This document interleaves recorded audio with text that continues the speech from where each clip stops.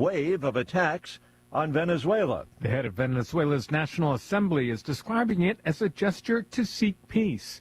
And journalists, lawyers, and human rights activists were among those walking out of Venezuela's prisons Thursday. Despite mass detentions after the 2024 election, Venezuela's government insists it doesn't hold political prisoners. Correspondent Ben Thomas. The Trump administration is standing foursquare behind federal agents following the shooting death of a motorist in Minneapolis. Vice President Vance said the ICE officer was clearly justified in shooting the driver, and he described Renee Good as a victim of left-wing ideology. I can believe that her death is a tragedy while also recognizing that it's a tragedy of her own making. Vance also chastised reporters for their news coverage of the incident, saying that many were lying. The way that the media, by and large, has reported this story has been an absolute disgrace. Greg Clugston, the White House. President Trump will meet today with American energy industry executives. They'll discuss rebuilding Venezuela's crumbling oil infrastructure. On Wall Street, ahead of this morning's opening bell, the Dow futures trading about 137 points higher. More on these stories at townhall.com.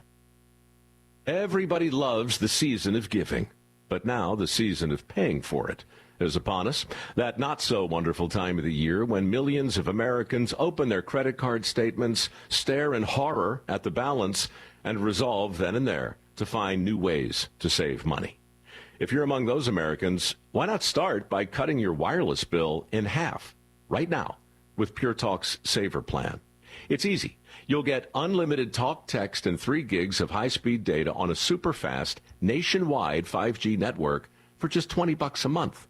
Just dial pound 250, say Mike Rowe, and you'll save an additional 50% off your first month. Ho, ho, ho. And if you're active or former military or a first responder, you'll save an additional 20% every single month.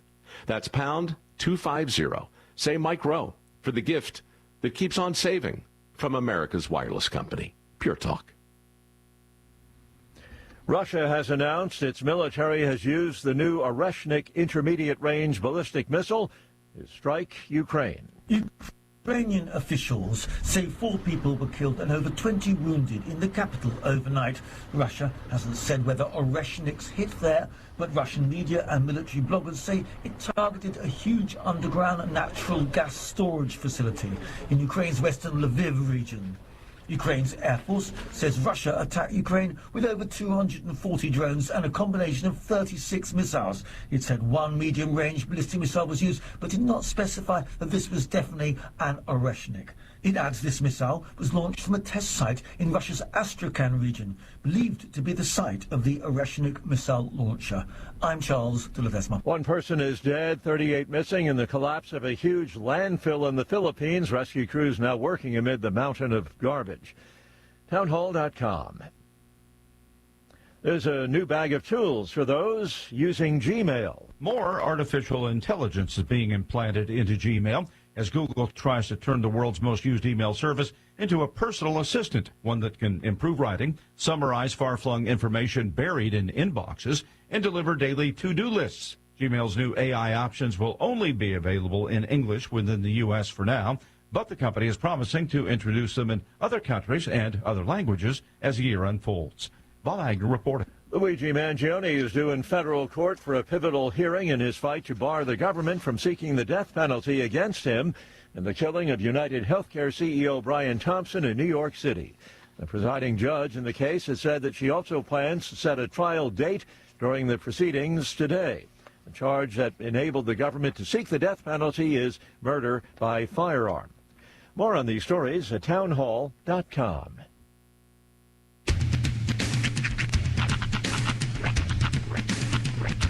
What in the wide, wide world of sports is going on here? I promise you, whatever scum did this, not one man in this force will rest for 1 minute until he's behind bars. Now let's grab a bite to eat. Yeah, come on. I feel the hot wind on my shoulder and the touch of a world that is older. I hit the switch and check the number. I leave it on and then I slumber. I hear the rhythm ringing through it. Flamenco guitar and cumbia music. I hear hear the talking of the DJ. The travel witch and what does he say? I'm on a Mexican radio. I'm on a Mexican radio. Broadcasting live from high atop the J.P. White Building in downtown Roswell, New Mexico. It's Mornings with Mike Winters on 106.5 Roswell's Talk FM. Is that what I sound like when I talk? Now, here's your host, Mike Winters.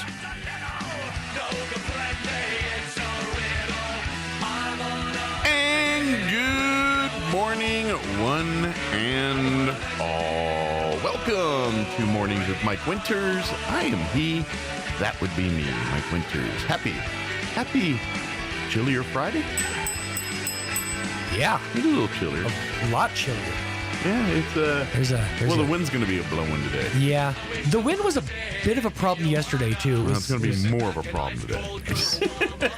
And remember, it's not that the wind is blowing, it's what the wind is blowing. No. In this case, cold. Yeah, this one will, they're talking 10 to 15 this morning, but later today, those winds will pick up 15 to 20, gusting as high as 30 miles per hour. Yeah, that sounds about right. Early year, Roswell. High of 52 today. Ooh. And, downright summery. Tomorrow we're going to be sunny and 50. Sunday, sunny and 54. It's the nights you got to watch out for, though, because you got some cold nights coming up. Overnights tonight, overnight low tonight is 21. Oof. Tomorrow night's going to be 19. Sunday night, we're looking at an overnight low of 18. 22 Monday night. So yeah, we're going to be well below freezing for the next several nights. I do want to mention this. This was shared. Jocelyn actually shared this earlier. Due to the weekend's cold front, the Community Disaster Relief is going to be operating both emergency response buses to provide support for the community. They're going to have the white bus out there with warming supplies, drinks, and snacks. And you can also make donations there. Okay. Then the yellow bus is going to have about 15 people capacity, and they're going to be running nonstop overnight. Remind me, did it say where they're... Yes, at the corner of Main Street and 4th, Pioneer Plaza, like right by the Rocket, essentially. Okay. From 8 a.m. to 8 p.m. to 8 both buses be the same spot? Or? Yeah, they're going to be parked in a row, basically. Okay. Next to each other. Yeah, and they're also asking for, if possible, donations, warming supplies, hot cocoa, snacks.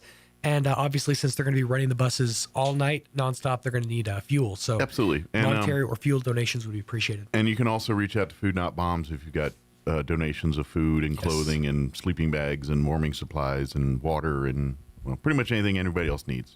They need to. So if you can help out there, anything to make people's lives better. That's the kind of stuff they're looking for. That's all we're after. Warming gear, rain gear, food. Blankets, socks, under drawers, all that stuff could be used.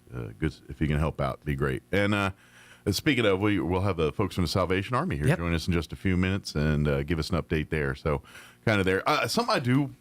This is something I've noticed that I don't know if this is a bigger problem or just a lack of me knowing what's going on problem. Okay, but. Is it just me, or is it a lot harder to put air in your tires around here now? So I got the little, with the weather fluctuations, sometimes your tires, You get a little low. So I got the thing saying, all my tires are a couple pounds low, the dummy light coming on. And I've always had a couple go-to places where I go get air. And they're all gone now. Either someone stole the hose or the metal, couplings or whatever. Right. Or the few gas stations I know that actually have one, it's a money charger, and those are generally Russian roulette. Some of them work. Some of them work, some don't work. I have two suggestions for you. Okay. As a struggler, yes. Okay, you learn a few things. First of all, every Allsups usually has the free air along right with where the pumps are. Yeah. Problem is, it comes out real fast. Real powerful. So if you just need to put a couple pounds in, just psst, and that's pretty much it. Okay. My second suggestion, head over to the AutoZone. They're like $35. Get yourself a compressor. Yeah. I keep a compressor in my car. As a man who has constantly struggled with tire pressure issues, keeping a compressor in your car is that's a godsend. Okay. It's the best investment I ever made. Because right now, my wife, her move is she'll go to Sam's. And she'll drive up there, and they'll tell them. and she'll tell them, and they'll go and Yeah, put that's air in. great if your tire's low during business hours. Well, I'm not going to lie.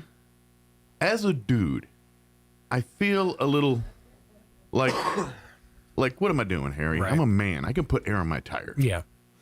I guess what I was thinking now, my thing was I'm just going to go drive to Richland because I have a Jeep. That's where I got my Jeep. And just walk in there and say, dude, can you put some air in my tires? And I'm sure they're going to do it. Oh, sure.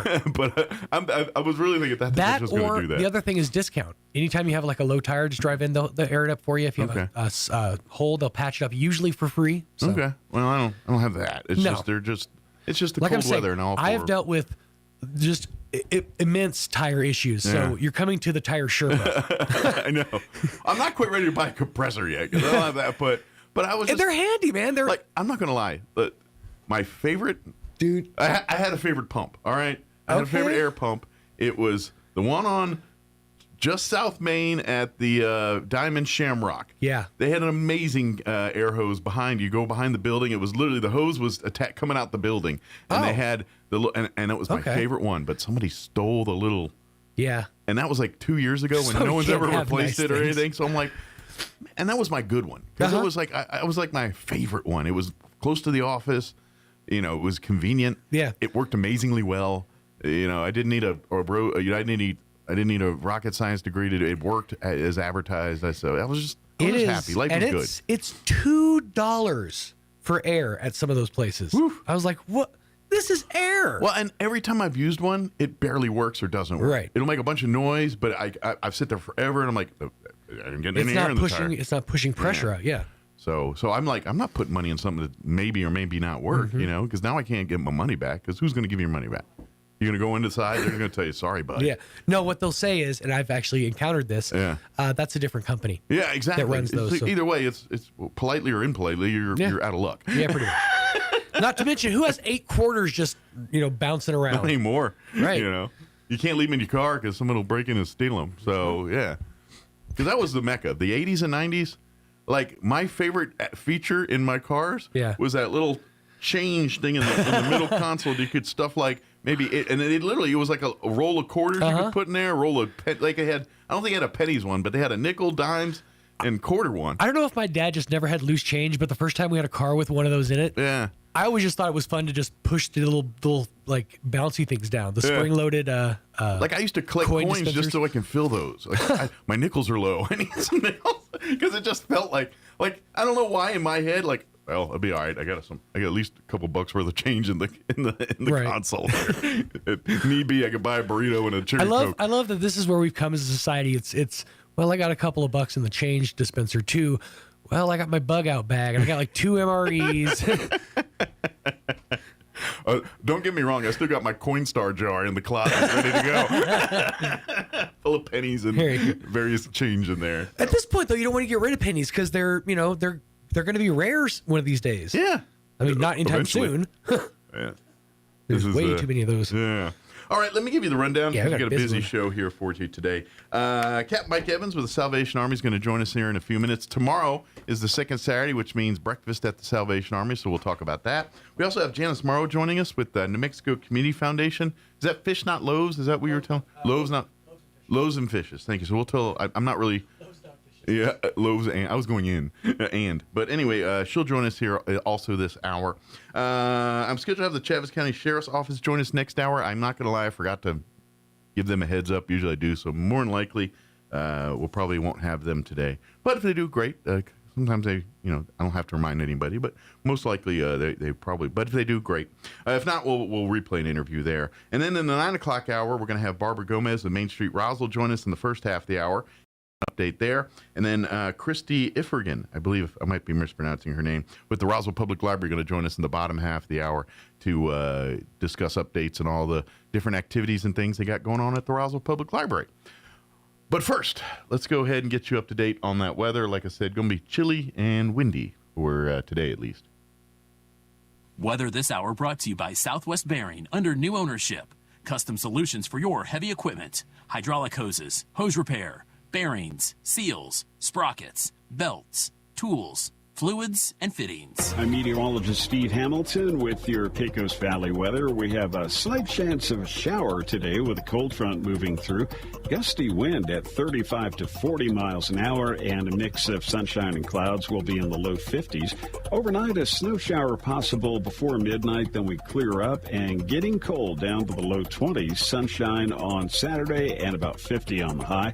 We're looking at low 50s and sunny Sunday. That's your latest forecast. I'm meteorologist Steve Hamilton. Thank you, Steve. Currently 34 degrees here in Roswell. Humidity is at 79% with winds out of the east at 6 miles per hour. Like I said, and Steve said, sunny, cool, windy today. 52 our high under sunny skies. Southwest winds 10 to 15 this morning. Later shifting to the north and increasing 15 to 20 for the afternoon. However, we could see wind gusts as high as 30 miles per hour later today. Tonight, mostly clear. Overnight low of 21. North winds at 10 to 15 miles per hour, so a little breezy and chilly tonight. Sunny and a high of 50 for your Saturday. Winds calmer out of the north, 5 miles per hour. They'll later shift to the south in the afternoon. Saturday night, skies will be clear. Another chilly night, overnight low of 19 with south winds at around 5 miles per hour. Sunday, back into the mid-50s, sunny and 54. Winds will be out of the southeast around 5 miles per hour. Sunday night, another chilly one, overnight low of 18 under clear skies. And then when you head back to work and school, Monday, sunny skies and a high of 57.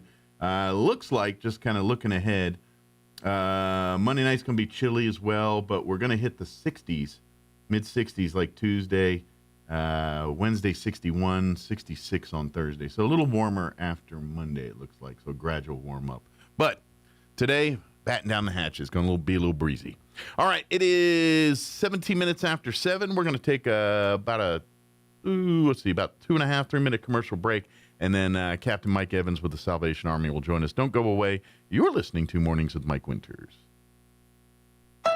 Drive into the new year and save like never before during the used car super sale at Roswell Honda. With rates as low as 3.99%, no payments until April, and over 20 vehicles priced under $20,000, including 3 vehicles available at just $177 a month with 0 down. The lot is loaded with amazing pre-owned vehicles priced right, so you're sure to find the one that fits your needs and your budget. But these deals won't last, so act fast.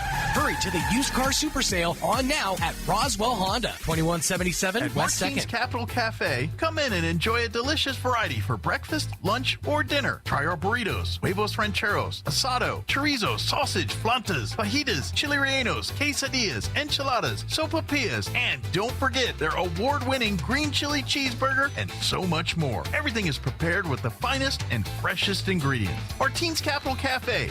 Quality, value, tradition, and the most delicious New Mexican food since 1989. Open Monday through Saturday from 6 to 8:30 p.m. at 110 West 4th Street in Roswell. When you or a loved one need medical transport, Trans-Aero answers the call. Trans-Aero Medevac operates 3 rotorcraft bases and 1 fixed-wing base in southeastern New Mexico, allowing them to respond quickly to emergencies across diverse terrains. Their fleet extends coverage deep into New Mexico and West Texas, including Artesia, Carlsbad, Roswell, Ruidoso, Midland, Lubbock, and the surrounding areas, ready to answer the call when every second counts. Trans-Aero Medevac, proudly serving southeastern New Mexico and West Texas. Loan for free, thanks to the partnership from the City of Artesia and Trans-Aero Medevac. Life support by air. Get ready for the funnest night of the year in Artesia. The Artesia Arts Council presents the 2nd annual Dueling Pianos fundraiser featuring Killer Keys. It's an all-request, high-energy battle of the pianos where you pick the playlist. Join us Thursday, January 29th at the Ocotillo Performing Arts Center for a night of comedy and music that supports art education and cultural programming right here in our community. Tickets are limited. Reserve your seat now at artesiaartscouncil.com. That's artesiaartscouncil.com. See you at at the show. Cash for Clunkers is back at Roswell Nissan, and that means your old, worn-out ride is worth up to $5,000 towards your next new Nissan. So push, pull, tug, or tow, whatever you have to do to get it to Roswell Nissan. Then find your new Murano, Rogue, Altima, Pathfinder, Versa, Armada, or Frontier, and take up to $5,000 off. Must have title registered in your name. One trade per transaction per person. Valid only at Roswell Nissan. Turn old and busted into some new hotness. Cash for Clunkers 2. On now at Roswell Nissan. 2111 West Here's 2nd. Mornings with Mike Winters fun fact. A group of 12 or more cows is called a flink. If you have only 11 cows, that's called a lot of cow pies. Here's Mike Winters. And good morning. It is 20 minutes after 7 o'clock, and joining us in studio this morning, Captain Mike Evans is back with us from the Salvation Army. Good morning. Good morning. How are you doing today? Exhausted. Yeah, I imagine. It's coming off a busy season. Yeah, this is, yeah, exactly. This is your Super Bowl season, the holiday season. You kind of, with the ringer, the door. I mean, you guys are busy year round, but obviously most people know Salvation Army for the bell ringers and hanging out in front of, shopping centers and things all over our community and the Christmas year. So I guess those get put away for a couple months. Yeah. Well, like October, we work about 10-hour days, 7 days a week. Gotcha. And then going into November and December, it turns to like 16-hour days. Wow. And so, with all the bell ringers and then the angel trees with getting to collect the gifts at the different locations every day. Putting it all together, getting it ready for the families. Sure. It ends up being a lot of hours. Making Christmas special for a bunch of people takes a lot of moving parts. Yeah. And we end up at the end doing 193 families, almost 200 families. That's great. That's about a big 600 number. kids. That's great. That's great. I mean, it's that double-edged sword. Yeah. It's sad that there's that much need, but it's great that many people were able to enjoy some at least something for Christmas here. That means at least 600 people here in this community took the time and the effort to go spend their money to buy gifts for us to be able to give to a family. Sure, absolutely. Just gee whiz curious. I mean, we don't have exact numbers, but like the bell ringing season, the money that you guys generate from that, is that like what percentage does that keep? Like, is that like 80% of your budget to keep it going for the year, or how does that? How did obviously you guys probably have to shut the doors if you didn't do this, but just like I'm just curious, if you didn't do this, how much longer could the Salvation Army keep the doors open, basically? Well, we started collecting monies in different routes, like the white mail, where you get those letters in the mail, saying please donate, and that helps fund like our food bank and keep our food bank open and going. The money we get from the bell ringers usually helps go towards like our social services, our rent, utility assistance, and direct stuff financial aid to people in need, things like that. Where the other stuff kind of covers the programs, the nuts and bolts type stuff. Very good. Okay. Unfortunately, this year our goal for the bell ringers fell short. Okay, we fell about $5,000 short. We already had one donor give us a check for $2,000 to kind of make up for it. Well, but is there anybody out there listening? We'd love to have a little bit. Again, all of it will definitely help people directly right here in Roswell and Chavez County. We're already seeing an uptake in people that needing assistance. Again, another one of those double-edged swords where it's we don't want to see that, but we are happy that we're able to help for the moment those that are in need here. So, that being said, another great way to help out is come have breakfast with us tomorrow. Yes. In case you haven't heard. The second Saturday of every month, the Salvation Army will probably have it's not even arguably the best, cheapest breakfast in town. Second Saturday of every month here, come up with the Salvation Army, and you can get a full, all-you-can-eat breakfast for $10. I challenge somebody to find a better deal out there. Exactly. Every time I go there, I leave hurting, and I leave. Well, it's all homemade food. I know your wife and some other volunteers. They really are in the kitchens today and getting everything ready, and they're serving. And the great part is you always have your staples. You want to get your omelet, your eggs cooked to order. They got you covered there. But then they're like, I think we're going to do pozole this week, or I think we're going to do something else. This month, my wife is planning on making chado beans. Okay. And she makes some really good chata beans. All right. Well, music after lunch or after breakfast tomorrow. At least for me. I think I'm going to turn the music up a little bit so nobody can hear what's going on in there. Yeah, it's one of my favorite church jokes. Is like the sign that says, "Church bean supper tonight. Music will follow."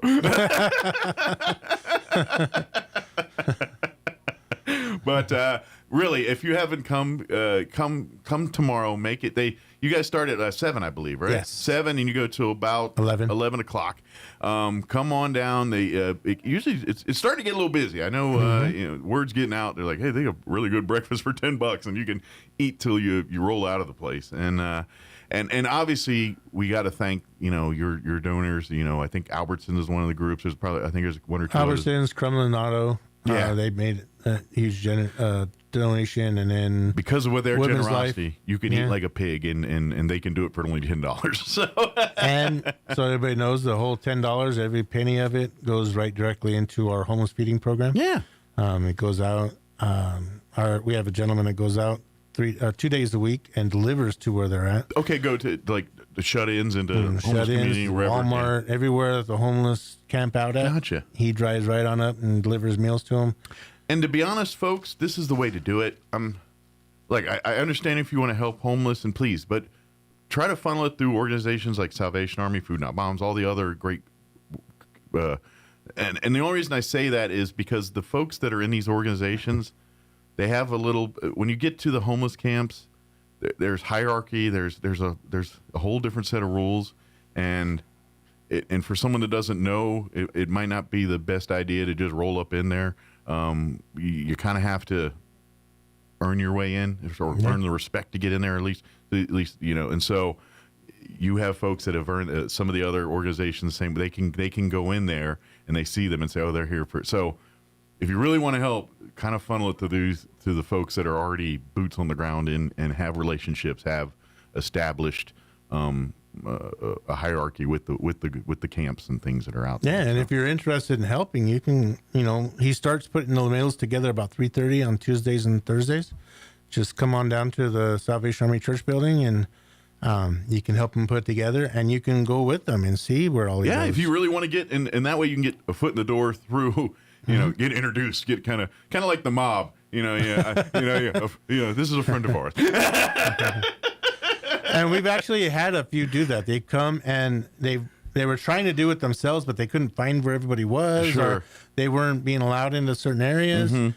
And so they came and they helped out, and they went out with Mark. And after the people got to know them from going out with Mark, well, then they were able to start doing it on days that we don't do it. Good. So we need more. So if you really are interested, but kind of go through the training program here a little bit to get your stripes to do that, so to speak. It can get pretty dangerous if you just roll up on it all on your own. Well, and if you really know the world, it makes complete sense. And from the outside looking in, it's really hard to wrap your head around some of that stuff. But if you experienced it yourself, or you've actually, either from either perspective, if you were homeless yourself there, or you're going in as a worker at aid, you see it different than most of us see it. So that's why it's just the things in place are to that protect themselves and their lives, and their and you get all types of people that are homeless. Some there is a small percentage. This is their way of life. That's not a big percentage, but there are a few. Most are through circumstances, and unfortunately, they've gone through the gauntlet to get. They could probably been beaten, robbed, Lord knows what else. And they build walls. They build their own defense mechanisms. It's not a whole lot different than a domestic violence victim. That you build your walls, and it takes some special magic to penetrate that sometimes. And so you just rolling up in there might not be the best of ideas. No, and don't get me wrong. I'm not saying that homeless people are dangerous. You're right. Just because they're homeless. But there are a lot who have set up different defense mechanisms. Absolutely. Because of the fact that they've been beaten or spit on or mistreated by society. And so they've built up their defenses. And so, or within the camps and things too. That's part of the hierarchy too, and all that. It's just, and so there is a complete lack of trust there. And so you got to crack through that sometimes to get people to understand. It's like, I'm not here for anything. I'm just here to help you. I'm not trying to get anything out of this. And that's it's no different than if you were sitting on the side and someone just handed you some food. You're like, what's the catch, bud? You know what I mean? To them, it's a different level on that stuff. But anyway, I'm not trying to get down the weeds on this. If you really want to help out, talk to the organizations that kind of already have boots on the ground in these. That's the best way you can kind of do your part. Do that. Yeah, and that's the beauty of our volunteer, Mark. He wants to find other people to go out on days that we can't feed. He would love it if everybody stepped up and took a day. Absolutely. And so then they get fed and they get their food and they survive. Mm-hmm. And it's not all laid upon one or two people. Sure. And plus, at some point, this also gives you guys the opportunity to make headway if they want more than just a meal. Mm-hmm. If they're ready to seek whatever. If it's treatment, if it's counseling, if it's some kind of government or VA program to let's start getting them their lives reestablished. Once you kind of earn the trust, then you can kind of set the table to do the next thing. Food Not Bombs. These organizations all kind of, that's the MO. It's like, hey, come eat, come do your thing. No pressure, but if you need more and you're ready, come talk to us and we'll be happy to we take do that next a step. Sunday morning hot breakfast just before our church service, and we don't. You can come in, enjoy the hot breakfast if you're in need of it. Mm-hmm. And we don't require you to stay for the services or nothing. You can just come in, eat your meal. But if you want a warm place with a good message, hang out. Yeah. But also, we try to reach to them because, like you said, we do have a program in Albuquerque, adult rehabilitation program. It's a 6-month live-in drug and alcohol rehab center. Okay. That I've put people on the Greyhound and set them up there to get better. And we have a transition house on our property that houses 4 men that have graduated a drug rehab program. Okay. This is their halfway point where they still have supervision, and because they're not ready to be back out on their own yet. Sure. But they have a nice, cheap place where they can start getting more freedoms, work a job. They've got a place to create a foundation for themselves. Yeah, they got the and tools. so, somebody that's suffering from drugs or alcohol addiction, and you think they might be ready for a program, just come see me. I'll get them up there, and then when they get done, they can come live in our transition house. Absolutely. And while they prepare to go back on the streets. And this, just my personal experience, I've never had to go to rehab or stuff, but just, I've been talking on the radio with folks for many years, talked to a lot of different groups. And I'm telling you I find the organizations that help people recover from drugs, alcohol, whatever addictions they're dealing with, I found the ones that have the highest success rate are the faith-based programs, Salvation Army. And the reason I say this is because a traditional rehab program, they'll put you in the room, they'll get you detoxed, they'll get you cleaned out, but then what? And that's the problem is 99% of folks that are addicted to something, they're filling a hole. The drug, the alcohol, that's a symptom to a bigger issue. Yep. Whatever's going on mentally is something's, and so they're self-medicating. And so you can get them off that drug, but if you don't fix what's the issue, they're going to go right back, or they're going to go. So faith-based, it fills the hole. It fills the hole with Christ. It fills the hole with meaning. It fills the hole with purpose.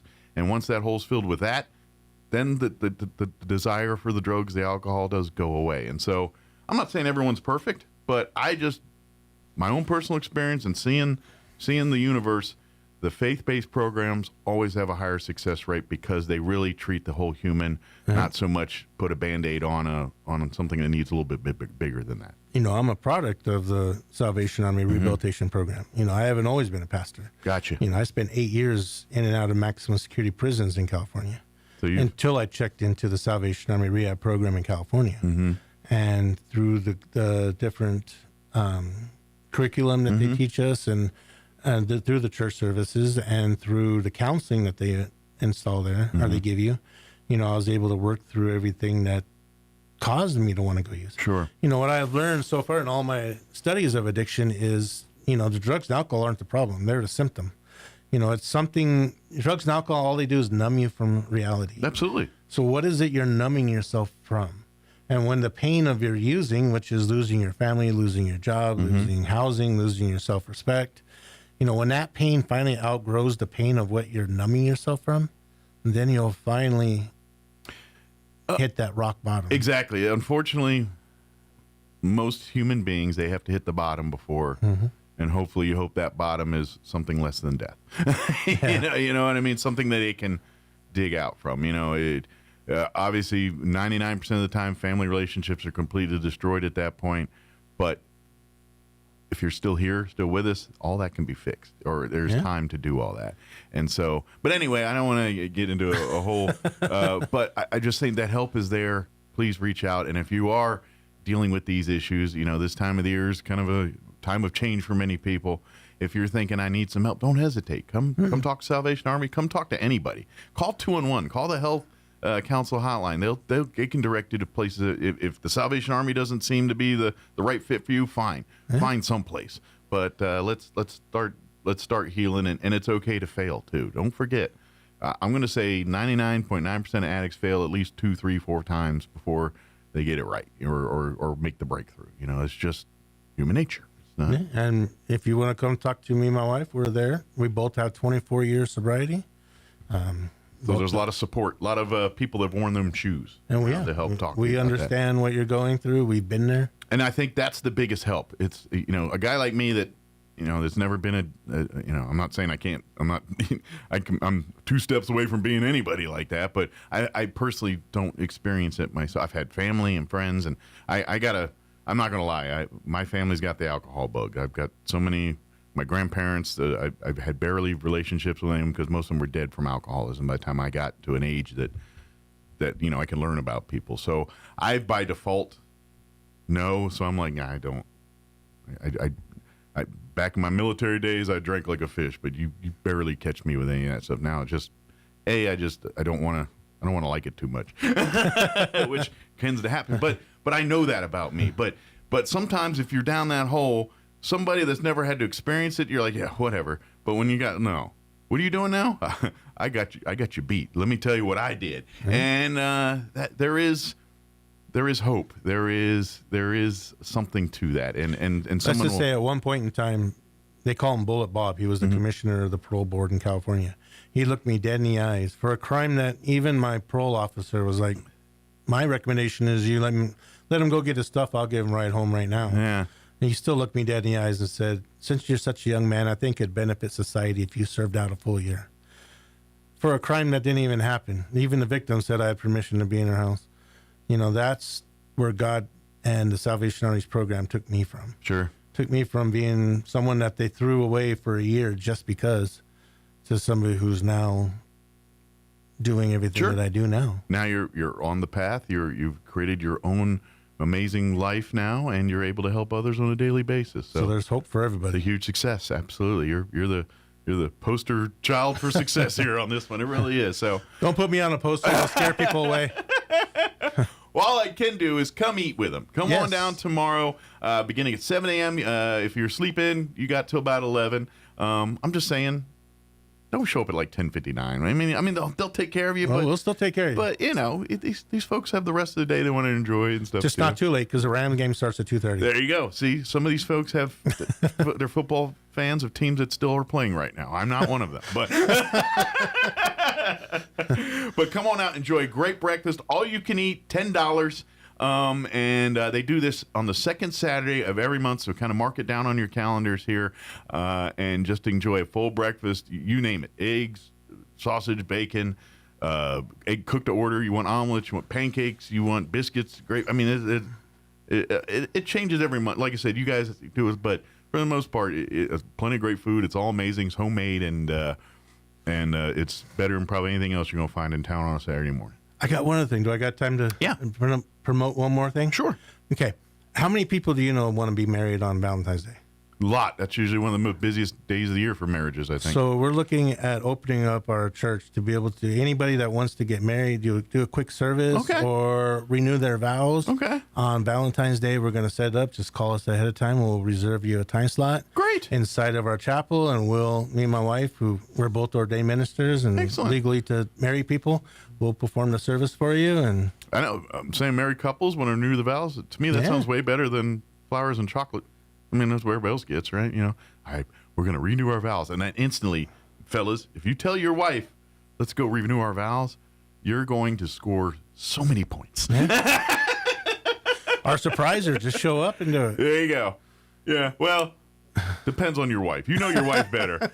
My wife doesn't do surprises so well, so I better put her in on the loop. But so reach out, just call, or come by tomorrow, have breakfast, and ask about it, and they'll be happy to tell you on it, too. So, of course, if you have any questions about anything, and even if you can't make it but still want, you can always come by the office there at 612 West College, or call 575-622-8700.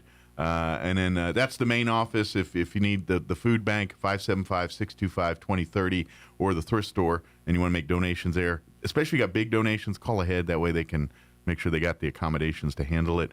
575-622-7126. But they love your donation, but sometimes if you give them a heads up, then they're like, well, I love that thing, but can you hold it for a minute? So we make room here for that, and then we'll come get it. Or at least so we can get extra personnel there if it's a huge donation. Yeah, sometimes. To be able to help offload. Yeah, we appreciate the donations, but sometimes we got to have the logistics. But also you can call to have a truck show up and pick the stuff up. Yeah, then that's another option too here. But just call ahead for logistics. That way everyone can plot and plan and make sure you get the maximum benefit of your donation to where it needs to go. So, good deal. Did we get it all, Mike? Yep. Excellent. Well, thank you, sir. We'll see you. And if we need to get in before, like if we want to come in, actually, I think we'll be in right before Valentine's Day. But if we need to get in around to promote those events, give me a shout out. We'll make sure that happens. All right. Good deal. Thank you, sir, and have an amazing weekend. And we'll see you tomorrow. Well, it depends on my family here. There's one plan we have to go out of town, but weather might. So if the weather cancels my plans, I'm eating breakfast tomorrow at the Salvation. If not, I might have to go out of town in the morning. So we'll see. But thank you. Eat before you go. We might. Depends on. I don't know. See, I'm not driving the truck on this one. I'm just I'm literally driving the truck, but I'm not calling the shots. Do we? If our wives are part of the trip, do we ever? Exactly. Yeah. I just point. I point to the monkey and tell him to go. That's what I do. Thank you, Mike. All right. It is 7:42. We're going to pause for news real quick, and then we're going to have on the other side Janice Morrow with the New Mexico Community Foundation. Don't go away. You're listening to Mornings with Mike Winters. All right. With SRN News, I'm Rich Thomason in Washington. Much of the media has been lying about the tragic shooting in Minneapolis. That's the contention of Vice President Vance, talking about the fatal shooting of a motorist by an ICE agent. He says video makes clear the agent acted in self-defense. There have been protests in a number of blue cities, including Minneapolis and Portland, Oregon. In Portland, a man and a woman were shot and wounded by federal agents during a traffic stop. The couple, suspected of ties to a violent Venezuelan gang, allegedly tried to run down the agents. The Republican-led House has voted to renew Obamacare subsidies for 3 more years. 17 House Republicans joining Democrats voting to extend the COVID-era subsidies that were designed by the Democrats to expire. Watching Wall Street, the Dow futures are up 85 points. The NASDAQ futures better by 50 points. More details, srnnews.com. If you plug your nose, you can't tell the difference between an apple, potato, and an onion. Unless you open your eyes. Here's Mike Winters. And good morning. It's 7:43. Life on Live Radio, right? And joining us in studio this morning, Janice Morrow with the New Mexico Community Foundation, and Leanne. What was your last name, Leanne? I'm sorry. Sandoval. Sandoval with Loaves and Fishes here in Roswell. Good morning, ladies. How are y'all doing today? Good morning. Thanks for having us. Thank you for spending some time with us here on a Friday. It's kind of, actually, I got a feeling, we just had the Salvation Army folks here, I think, and we're staying in the same same conversation here a little bit. Sounds like it. Deal. So I guess talk a little bit about the New Mexico Community Action New Mexico Community Foundation. Thank you. I'm going to spit it out, and then we'll kind of transition to Loaves and Fishes here. Yeah, absolutely. New Mexico Community Foundation has been around for about 40 years. Okay. And it's a community foundation, so that means that we work in communities, pooling funds, creating investments, so that we can then grant out money to small organizations, small nonprofit organizations. And because we're the only community foundation that serves the entire state, we spend a lot of time in smaller communities. Gotcha. Outside the Rio Grande corridor. Okay. So kind of being like obviously you have grassroots organizations put together. That's 1 or 2 people that just started it because they had a vision. And you guys are kind of like the muscle for them, the ones that say we're the strength. We're the hey, you got an idea? Let us create a foundation for you, a literal foundation to allow that organization to grow, basically. You got it. Okay. That's exactly what happens. That's exactly what happens with a community foundation. And New Mexico Community Foundation is unique in that not only do we grant out dollars for organizations, but we also support small grassroots organizations like you're talking about.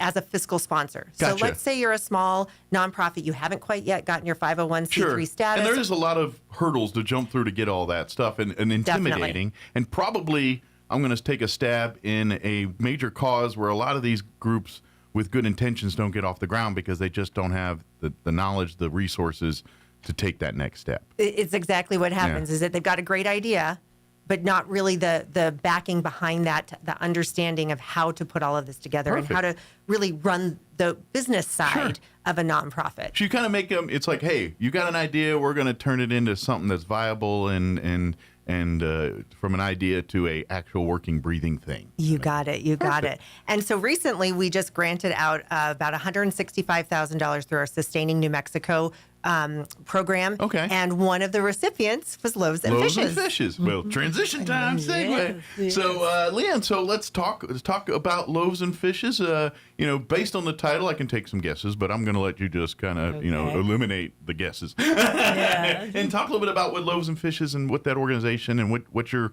passion. Okay. Well, Loaves and Fishes is located in Hagerman. Okay.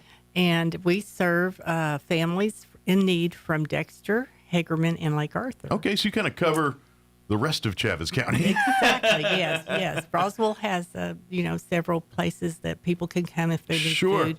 So this is an opportunity for those folks down there in the valley. So well, and this is and this is also some of the things where maybe folks that are in need, they don't have the resources to even get here to access those things. So you're like, well, we will come to you. That's right. We do. We have people that walk to get the food. They have bicycles, motorcycles, but not a car. So anyway, we started about 20 years ago. Okay. 2006 was our start date. Nice. And, don't look a day over 19. Thank you.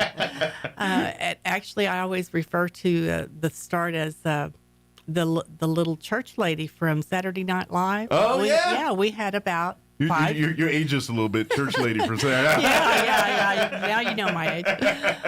Well, I knew it, so I'm right here with you. So we had about 5 little church ladies in Dexter and 5 little church ladies in Hagerman. They both kind of came together and said, we think this is a problem. We think we need to do something about this. So they had a big garage sale, and they found a resident there in Dexter that was already feeding people out of his garage. Okay, just said, hey, I got a plan. I'm going to just start firing up the grill. It all came together. And they started buying food and boxing it up and putting it out. And it got kind of big all of a sudden. Yes, But that's great. That's what it's all about. Yeah, and so things have progressed. Okay. We've been so blessed over the years that we now have our own building. Okay. And we are a 501c3, and we have we help about 75 families a month. Okay. And that has not changed over the 20 years. It's remained about that. That's it. Just kind of an even-keeled number there. Yes. Okay.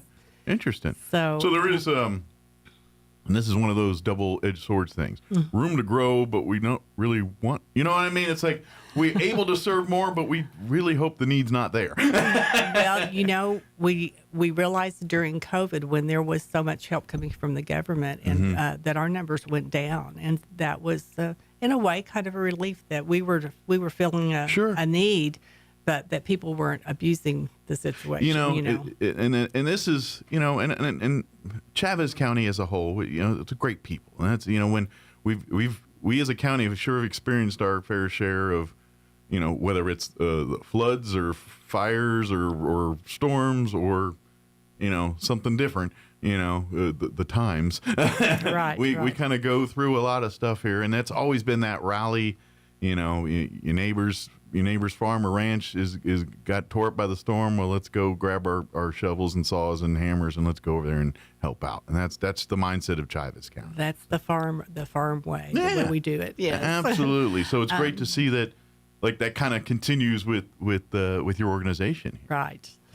So we do.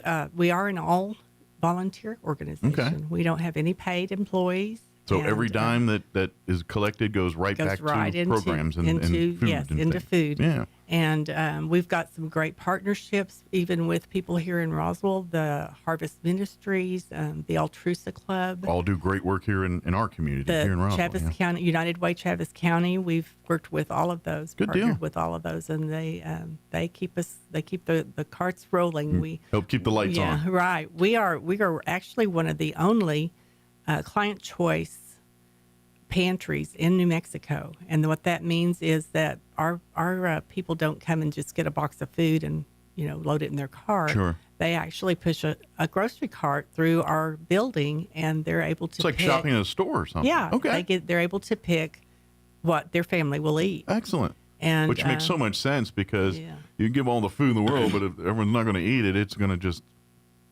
go to waste. There you go. That's right. That's right. So we have some wonderful volunteers that come alongside them, and depending on the size of their family, they say you can pick 10 cans off of this shelf. You can pick so many things. As far as food donations, is it a cocktail of community donations versus are you plugged into like the Roadrunner Food Bank stuff with like Harvest Ministries? Yes. Like, is it how do you guys get food to the building? Roadrunner Food Bank is one of our partners, and we get some of our food from them. And then we have a lot of support from the communities with food drives. Okay. So we get support that way. And then we have just a lot of really good-hearted people that put some cash in our bank account once in a while, so. And I just was curious because I know organizations here in town that feed, like Harvest Ministries. One of the problems they deal with is because they get a lot of donations from schools and things around here. Kids in the schools do food drives and everything, and in the summer months the shelves get a little bare because do you guys experience similar types of? We do. That's grant writing time is when summer comes, is because we don't get as much support from the local community during the summer, but we've never run out of help, and we've never run out of food, so we're just very blessed. But that being said, we don't want to ever think we have to either, so we got to keep collecting, we got to keep donating. So folks, if you're in need, please come, especially if you're in outside of Roswell here and the rest of Chaves County. Yes. But certainly if you're like, well, my shelves are pretty good, but I'd like to go next time you go to the grocery store, I'm telling you, every little bit helps. You go to the grocery store, go down to the vegetable aisle, get your veggies, and go grab a few extras and then drop it off. That's it's such an amazing thing to do, and it's easy, and to be honest, an act as simple as that can change families' lives because now they know where they're at meal. And when someone has food securities, then the rest is it's game on. The rest of the once we're fed, the needs are met, then we can turn them loose to go excel and be productive and chase dreams and do all the things they want to do. So yeah, you just about put our mission statement right into those words. That's exactly right. Yeah. That is our goal, is to help our communities have access to healthy food. Sure. And so what food we don't get from food drives and Roadrunner, we go out and purchase at local grocery stores. So when you do make those donations of checks and cash, that fills the void when sometimes the food doesn't meet those needs. Because obviously, hey, people eat the same, meat, but if you're like, well, we're lacking these veggies, we need to come and like I said, since you guys have kind of a real cool like store like thing, you're kind of now you got to be like people like. Where's the craft? That was in aisle 7. It's not in aisle.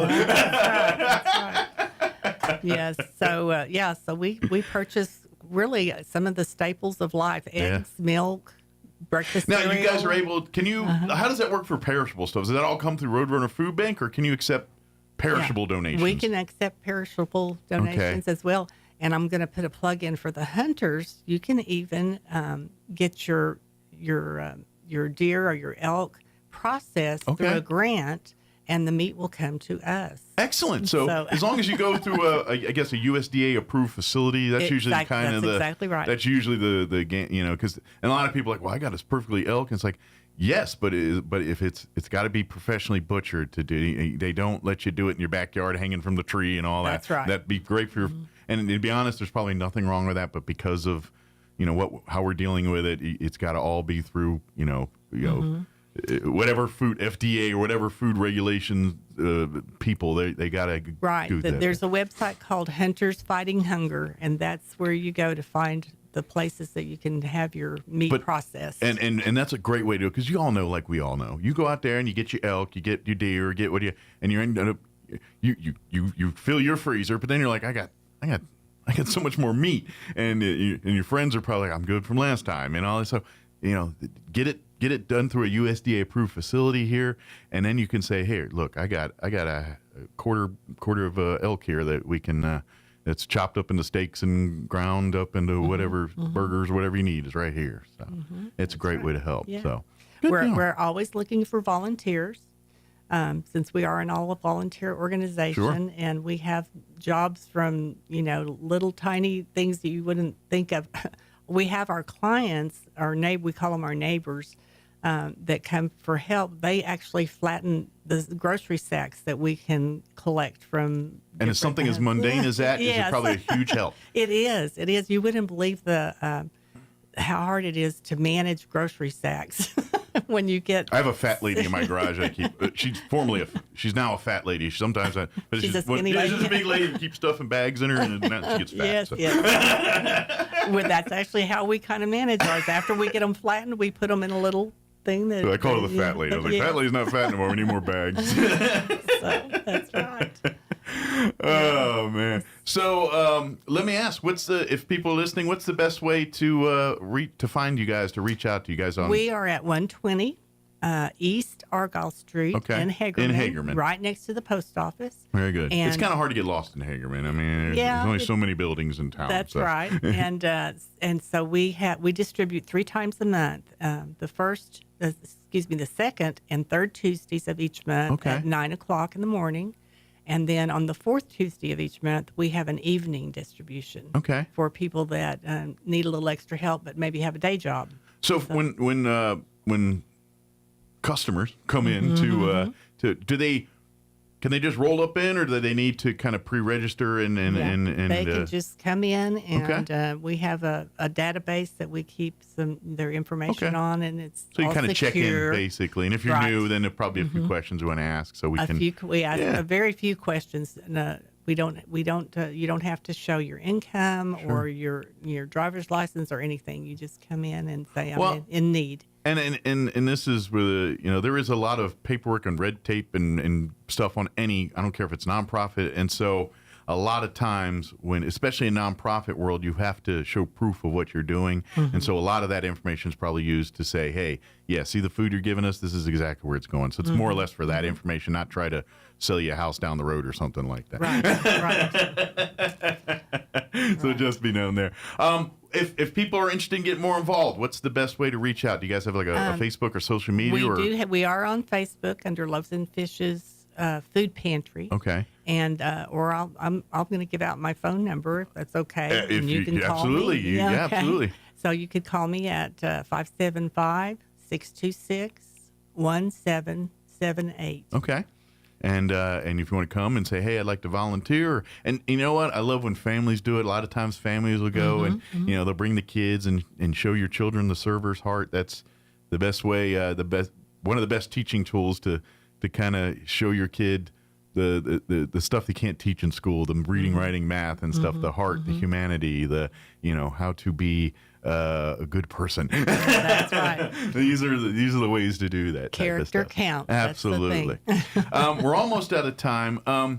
If there's organizations or folk that really want to say, hey, I want to get involved with this New Mexico community organization, how does that process start? Oh, absolutely. We have a website, and we have social media on Facebook, Instagram, and LinkedIn. Okay. So you can reach us in any of those kinds of ways.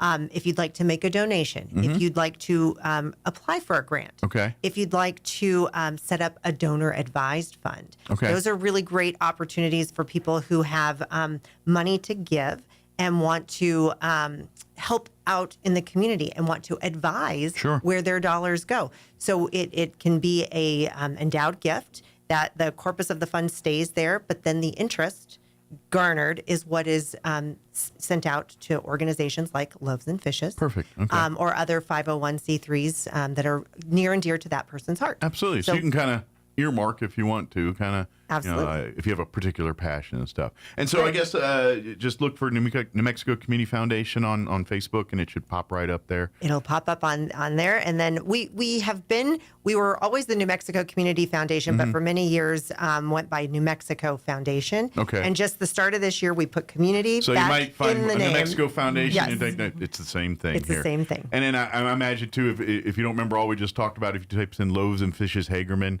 in Facebook, it'd probably be the first thing that pops right up. It there does. Too, We do have other Loaves and Fishes pantries around the nation, but hit the Hagerman. That's why you put that Hagerman in there in case there's a Hagerman, Georgia, or something like there is in Roswell. There you go. Very good. Well, ladies, thank you very much and for joining us here. And please come back as we got updates and things to let folks know, and certainly keep us in. We love to promote everything throughout Chavez County, and anytime we can help. Get the Hagerman and Dexter and Lake Arthur stuff out there, please don't hesitate to reach out to us. So. Thank you for having us. Thank you. God bless. Have a great weekend. Stay warm. I guess that'll be the key this weekend. Last weekend, Blake, stay cool. This weekend, stay warm. So okay. And Thanks put some so rocks much. in your pocket. It's supposed to get windy. All right. It is 8:01. You're listening to 106.5 Roswell's Talk FM, KEND, Roswell, New Mexico, News in Progress. Last month, the unemployment rate ticked down a notch to 4.4% in December. President Trump meets at the White House today with more than a dozen energy industry executives. They'll discuss what it will take to rebuild Venezuela's energy infrastructure. On Wall Street, the Dow down 15 points. More on these stories at townhall.com. Here's an important message from the Diabetes Solution Center. Do you like pricking your fingers to test your blood sugar levels? No one does, but it's important to maintain your health. And now, by wearing a small remote device called a continuous glucose monitor, or CGM, you don't need to prick your fingers anymore. It's easy to use and helps you make more accurate diabetes treatment decisions. If you are testing your blood sugar 3 or more times daily, injecting insulin, or using an insulin pump, call the Diabetes Solution Center right now. And if you have Medicare or most major insurance coverage, you may be able to get a new CGM at little to no out-of-pocket cost. Shipping is free, and we'll even bill your insurance company for you. If you are testing your blood sugar 3 or more times daily, injecting insulin, or using an insulin pump, call the Diabetes Solution Center right now to learn how to end the painful finger sticks and get your own continuous glucose monitor, or CGM, at little to no out-of-pocket cost.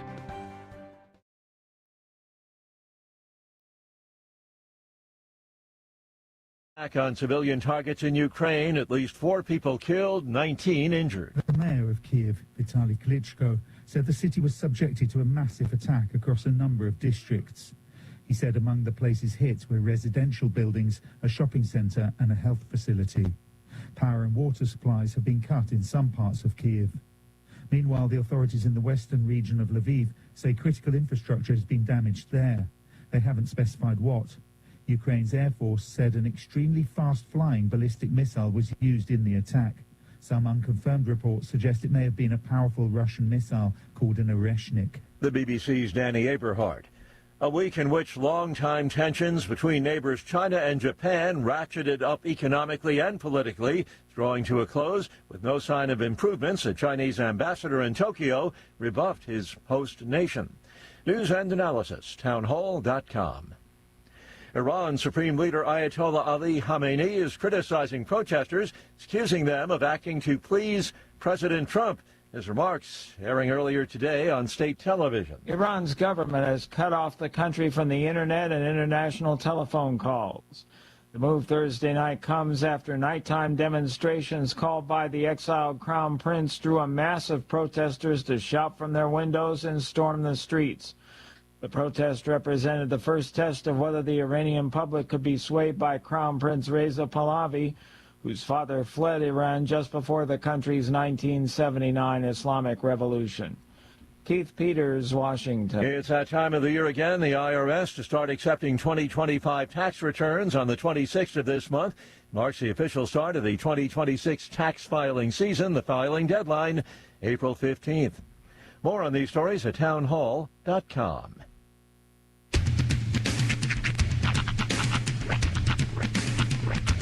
What in the wide world of sports is going on here? I promise you, whatever scum did this, not one man in this force will rest for 1 minute until he's behind bars.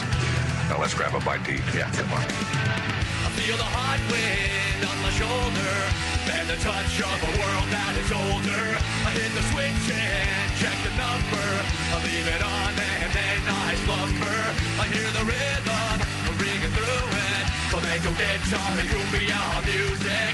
I hear the talking of the DJ. The demolition, what does he say?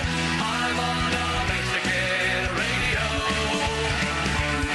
I'm on a Mexican radio. Broadcasting live from high atop the J.P. White Building in downtown Roswell, New Mexico. It's Mornings with Mike Winters on 106.5 Roswell's Talk FM. Is that what I sound like when I talk? Now, here's your host, Mike Winters. And good morning. It is 6 minutes after 8 o'clock. Welcome to hour number 2. The deuce. Of Mornings with Mike Winters, right here on 106.5 Roswell's Talk FM. Happy Friday. Yes, it is here finally. A freezing Friday. Freezing cold Friday, heading into a freezing cold weekend. But not like excessively. Yeah. You know, it's New Mexico freezing. You mentioned something yesterday that kind of like hit. It was actually, I was in my car trying to get my kids to various ends of town. And you're like, yeah, the 70s are nice. This is winter time. We should have a little bit of winter weather. I agree. Yeah. Well, I agree with myself when I said that. I agree, me. Good point, me. That guy's a genius. I really think he's got something going on up here, you know? Sometimes you question whether you should be in a career, and then you realize, no, I do belong here. Well, it's like Christmas. I'm sorry. Yeah. There's a reason Santa Claus is in the big red winter coat and not in Bermuda shorts. It's just not supposed to be that. However, have you ever seen depictions of Australian Santa? Well, that's Australia. I know, but have you ever seen him? They're pretty cool. He's got board shorts on. He's rocking like a tank top. Well, see, I hate to. If you go south, Santa's going to be freezing his tootsies off. South Australia, you go. It's the opposite. But you get down to like Tasmania and that area. There's penguins. Oh, sure. Yeah. Year round. Yeah. And there are parts that aren't really affected, but I'm talking about like Queensland. Yeah. Anything. Brisbane. Up Sydney. You're talking like summertime.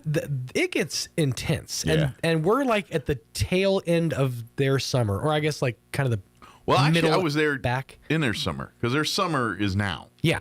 Their seasons are opposite, folks. They at Christmas it's hot there.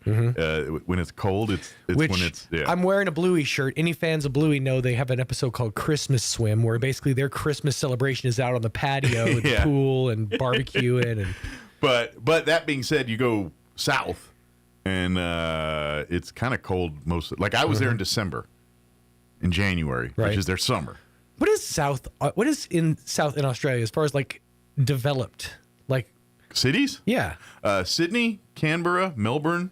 Okay, so I didn't know Melbourne. Melbourne's huge. Melbourne's like Melbourne, sir. Melbourne. I'm going the. I've been there, so Melbourne. Well, it's not Melbourne.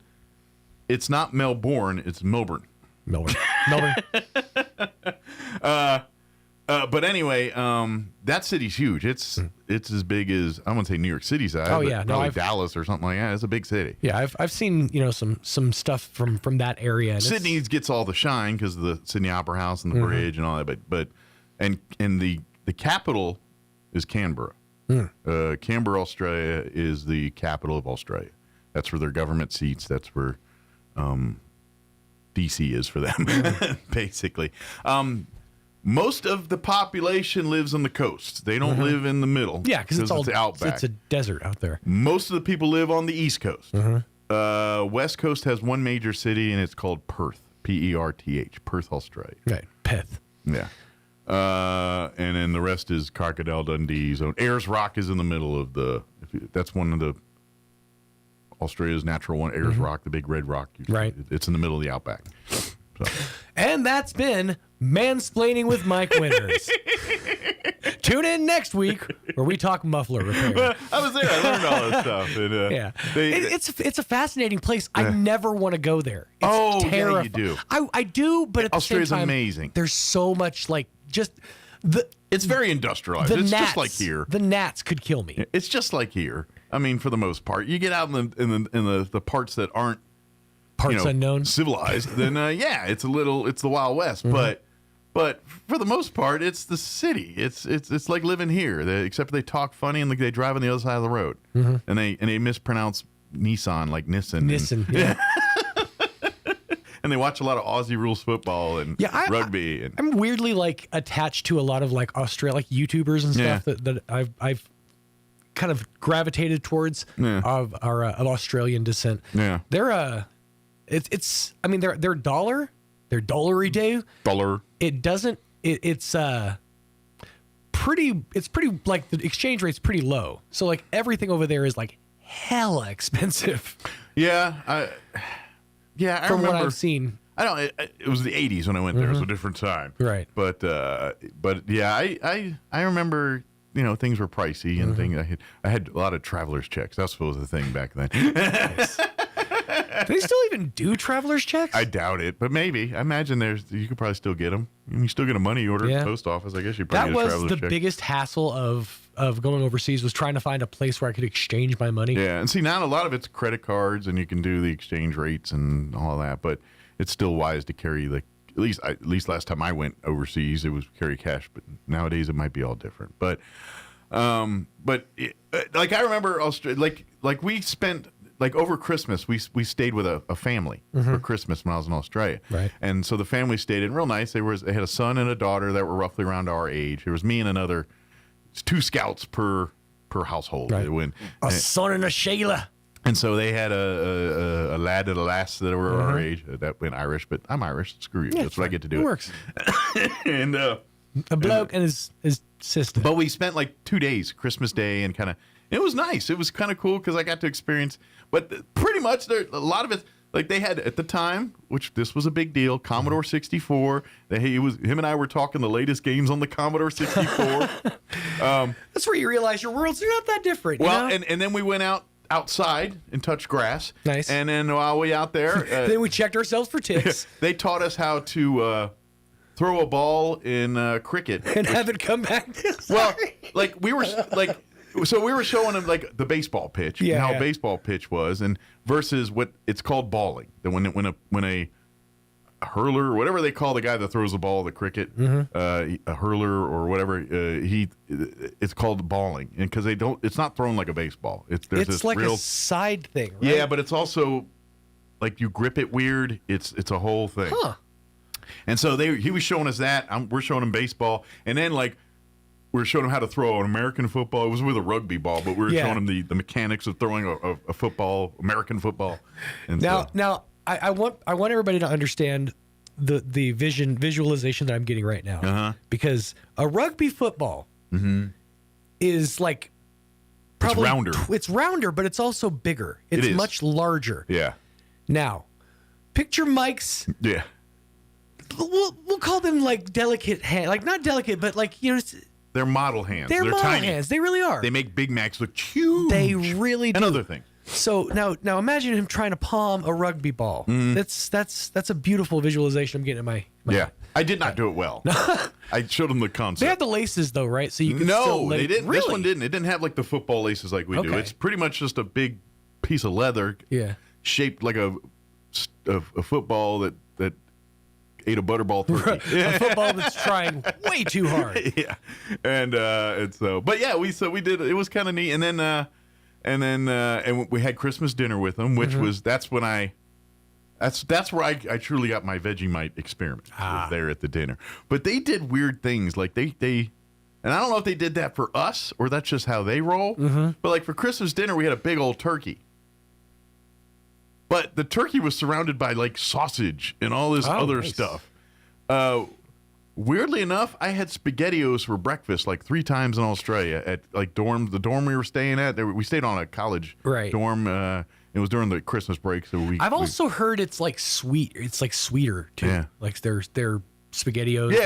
Yeah, it was just weird having it for breakfast, and I had like eggs and SpaghettiOs and bacon or sausage. Right. But then that's when I also learned the Vegemite, and I tried it, and they were like, we put this on everything, and I said you should stop doing that. It's disgusting. The mistake that I made with Vegemite is I'm an American. Yeah. And when you go to put a knife in a jar to get a dollop of something to spread, you get a good sized dollop. A little goes a long way on the Vegemite. A little goes a very long way. They'll tell you just a very thin layer right on top. And I will say, when I've had it the correct way with butter, and then a very thin layer of Vegemite, it's not bad.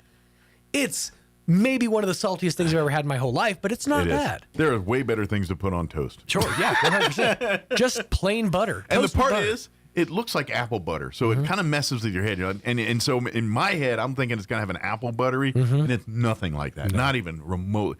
It's like thinking, it's like close your eyes and you're thinking someone's going to put steak in your hand, and they put like, or think they're going to put chocolate in your mouth, and they are putting like a sardine. That's how different it is. It is wildly different from what you would expect from its looks, but it's I imagine doable. You could probably order it online and get it here, like in the States now. Maybe we should do that. Maybe we should do a Vegemite on the radio since we talk about it enough. I know it's going to be god awful because I've done it. But maybe we get the chance to others. There you go. Jocelyn, want some Vegemite? You know what we should do? I know we sold it hard. Here's what you got to do. Yeah. If we're going to do this the right way, and I'll try to see if I can make this happen. Yeah. Tariffs being what they are. We need to do Vegemite versus Marmite.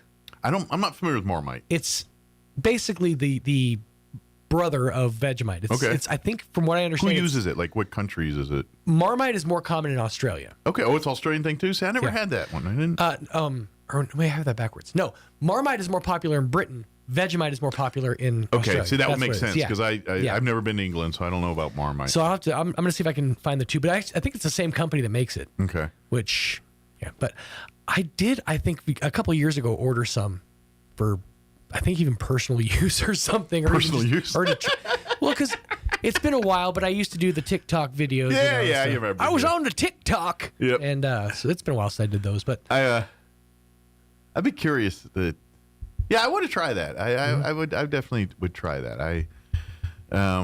We'll figure it out. Maybe there's some logistics that need to go into this. First and foremost, I think that the station I think it's finally time to add a new addition to the kitchen. What's that? The Magic Bullet was the last, besides the Foreman Grill, but we don't talk about the Foreman Grill. The last new addition that stayed there was the Magic Bullet, and I think it's time to add a toaster. A toaster? Now, because if you're going to have Vegemite, you got to have it on toast. So let me ask you this question. Okay. Do we need a toaster, like pop-up toaster, or a toaster oven? No, just a toaster. Okay. I'm not trying to get... I'm just thinking, if we're going to have this here, if we get a toaster oven, I think at that point we retire the microwave. No. Because there's not enough counter space for both. Yeah. But I'm not retiring the microwave. Because the Keurig's not going anywhere. I'd kick that bad boy to the curb in a heartbeat. Yes, but you know who we work for. And he visits occasionally. I've used that Keurig like twice my whole life. I really have not messed with that Keurig. It's my friend. That thing is a paperweight to me. We're scheduled to have the sheriff's office, but pull back of the curtain. I always remind them the day before, and I forgot. I just looked this morning. I was like, oh, they're on today, and I forgot to send them a thing. So I imagine they're not going to join us here. So we're going to replay an interview. This has been a real busy week for you, and I think that's why it went by so quickly. Is because you were just going. I mean, pull back of the curtain again. Another side of the curtain. Mike has been doing interviews all week. Yeah, so, I've been doing a lot of volunteer for another work. place. Yeah, doing volunteer work my other side, and so it's eating up a lot of time. And then, which is fortunate because by and large, this time of the year is a little quiet on the radio front. I mean, we're not. There's games and all that stuff as far as people are broke at the first of the year and they don't want to spend money on advertising. So generally it's a quieter time. Right around tax refund season is when we see a big once your bump. tax refunds hit, then we get back to busy. But it's kind of a creamy, always creamy. I don't know why it's creamy. It's a quiet place. Yeah. I'm going to go, it's a milky slow spot. I'm gonna stop using creamy. Well, milky's not better. I didn't say better. I'm just going to stop using creamy. Milky just evokes, what was that? What was that movie with Jim Carrey? Dang it. There's so many of them. No, I don't. The Irene one. Oh, Me, Myself, and Irene. Me, Myself, and Irene. Yeah. The albino character in that movie, his nickname in high school was Milky. Milky, that's right. Yeah. So that's all I can think when you say Milky. That's how broke my brain is. All right, so we're going to replay our interview we had with Crystal Noble from the Main Society. She joined us yesterday. Give us an update on pets. They got a big sale on clothing this Saturday, too, so might want to check that out. But before we do that, though, let's go ahead and take a gander at your weather. I'm meteorologist Steve Hamilton with your Pecos Valley weather. We have a slight chance of a shower today with a cold front moving through. Gusty wind at 35 to 40 miles an hour, and a mix of sunshine and clouds will be in the low 50s. Overnight, a snow shower possible before midnight, then we clear up and getting cold down to the low 20s. Sunshine on Saturday and about 50 on the high. We're looking at low 50s and sunny Sunday. That's your latest forecast. I'm meteorologist Steve Hamilton. Thank you, Steve. Currently 32 degrees here in Roswell, right at freezing. Humidity is at 82%. Winds are calm. Today we are going to be sunny, going to be windy, and a high of 52 today. So we will hit the 50s. But southwest winds this morning, 10 to 15 miles per hour. This afternoon, those winds are going to shift to the north and increase 15 to 20 with gusts as high as 30 miles per hour later today. Clear tonight. Overnight low of 21. The nights are going to be chilly the next few nights. Chilly's not even the right word. Cold. Downright cold. Winds will be out of the north, 10 to 15 miles per hour. Saturday will be sunny, right at 50 for a high, but less winds. Northwest winds at around 5 miles per hour. Those winds will shift to the south Saturday afternoon. Saturday night, clear skies. Overnight low of 19. Another chilly one. South winds at 5 miles per hour. Sunday, hit mid-50s, sunny, 54 for a high, southeast winds at around 5 miles per hour. Cold night, Sunday night as well, overnight low of 18 under clear skies. We'll be upper 50s, 57 on Monday, and then back into the mid-60s by Tuesday. Looks like 61 on Wednesday, 66 on Thursday. So a little bit of warm-up next week here. All right, it is 22 minutes after 8. We're going to take about a 3.5-minute break here, and then we're going to play our interview with Crystal Noble from the Roswell Humane Society. She joined us yesterday to talk about the sales this weekend at Thrift Store and pets available for adoption and looking for good homes right now. So we'll be back. Don't go away. Attention, attention. They've done it again. For 3 years in a row, Roswell Hyundai is the #1 used car supercenter in New Mexico. Whether you're in the market for a large truck, a super high-end luxury vehicle, or an affordable car for first-time buyers, the Roswell Hyundai Used Car Supercenter has one that fits your needs and your budget. So if you're looking for the best deal on your next vehicle, head for the #1 Used Car Supercenter in southeastern New Mexico 3 years straight. Roswell Hyundai, 1909 West 2nd. Artesia General Hospital presents ways to keep your home healthy this winter. Picture it, your home on a cool evening. The heater's humming, the family's cozy, and everyone is staying healthy because you planned ahead. Start with flu shots for the whole family and remind the little ones, washing hands is a superpower. Next, balance those holiday meals. Add roasted veggies, swap sugary drinks for water, and enjoy rich foods in smaller portions. And while you enjoy that warm indoor air, remember, your skin needs care too. Moisturize daily, run a humidifier, and drink plenty of water. A healthy home makes for a joyful season. These healthy living reminders are brought to you by Artesia General Hospital, ready to help take care of you and your family. As we wrap up the Christmas season and begin a new year, the one message I feel needs to be shared comes from the words of the Apostle Paul. In writing about Jesus, Paul says, God made him who had no sin to be sin for us, so that we might become the righteousness of God. That's the gospel message, the good news that God has for you. No matter what you've done, no matter where you find yourself, God sent his Son to die for your sins, to bring you into a right relationship with him. In another place, Paul writes, "For I'm convinced that neither death nor life, neither angels nor demons, neither the present nor the future, nor any powers, neither height nor depth, nor anything else in all of creation will be able to separate us from the love of God that is in Christ Jesus our Lord." I think what Paul's trying to say is God's love never fails. Do you want to know more about his love? Are you looking for a new relationship that will never fail? Then join us as we learn this good news together. Join us at the Country Club Road Church of Christ for worship at 10 a.m. on Sunday, located on the corner of Country Club and Washington in Roswell. Get a built-in look with a Whirlpool flush mount dishwasher that installs flush with the surrounding cabinets at Bush Appliance in Roswell. A third rack provides space for silverware and hard-to-fit utensils. Plus, this dishwasher meets ADA standards for acceptable design. Shop Whirlpool dishwashers today at Bush Appliance in Roswell. Who you gonna call? Bush Appliance. Stop by 111 West Country Club Road in Roswell or call 575-622-6390.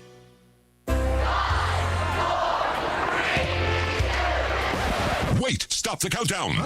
This is your last chance to get massive savings during the year-end sales event at Roswell Ford. We need to sell 55 vehicles this week, so we'll do whatever it takes to make a deal.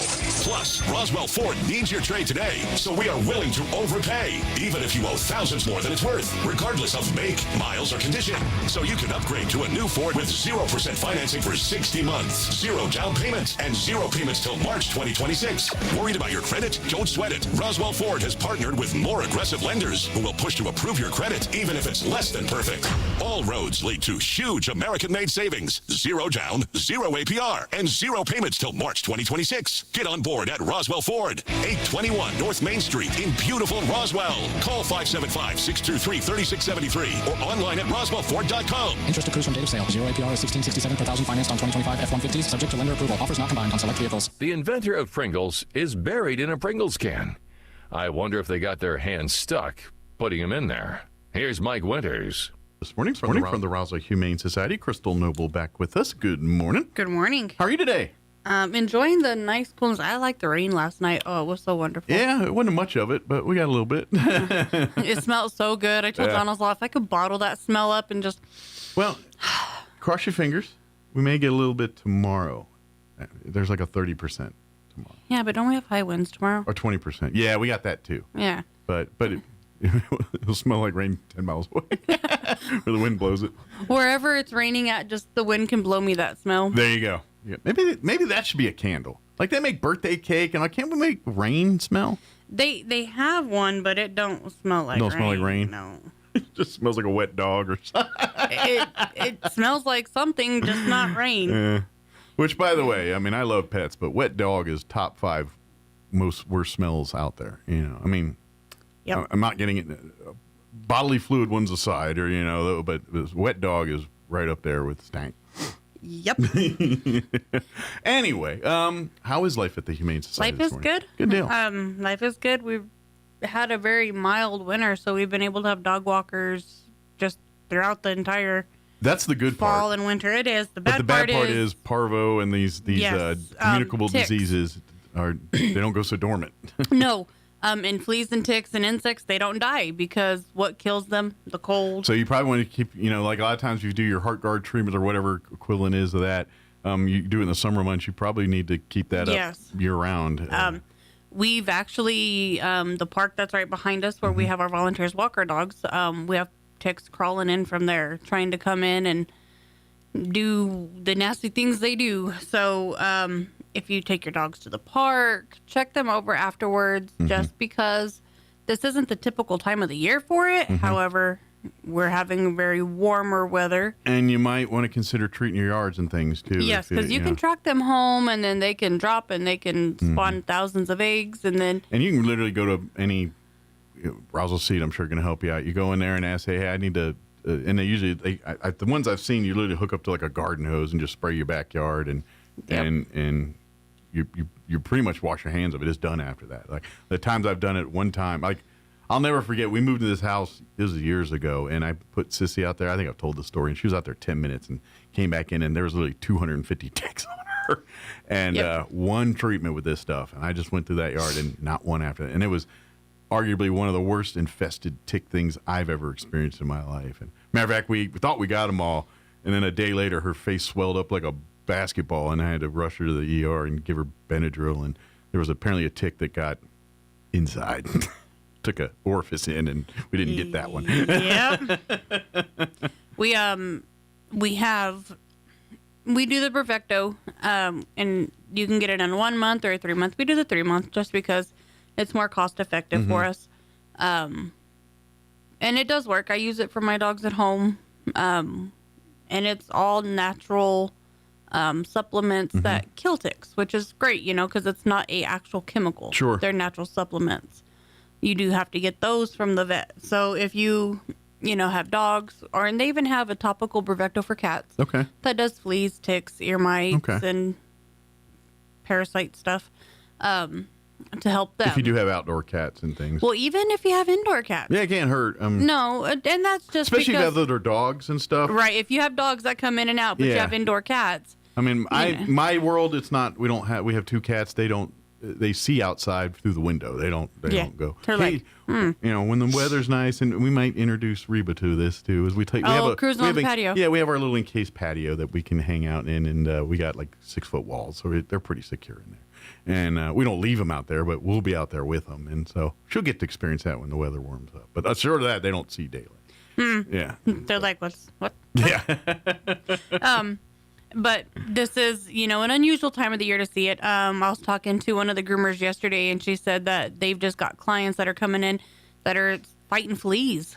And, we need cold weather to kill these things out, so that way they're, seasonal. Well, good news is the next couple nights here, like tomorrow night, and they're going to drop down to like 20. I know. So that'll help a little bit. But we need some winter, so might freeze off some of these that are starting to crop up right now. Yes. Which means all you summer loving people, hush. Wait a minute. Yeah. Let us have our moment. But I'm going to take a guess, and I'm no insectologist or whatever they call those folks, but I'm going to take a stab that if ticks and fleas are I'm going to say mosquitoes are going to be the same way with water and things. If you we were killing mosquitoes on our horse just a few nights ago. So something you normally think about in the summer about not leaving buckets of water out flushing them out and stuff. You might want to consider doing that now here too. Like if you got your horse baths or drinks there, just keep filling those up.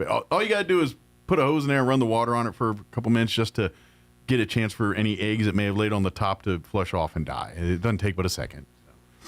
I had to do it in the Scouts all the time with our we had these latrines, and they had a fire barrel, fire for fire water, and it was a big 50-gallon barrel there, and every day you had to go and top them off just to kill the larvae that may have just smart stuff, bird baths, things like that. Yep.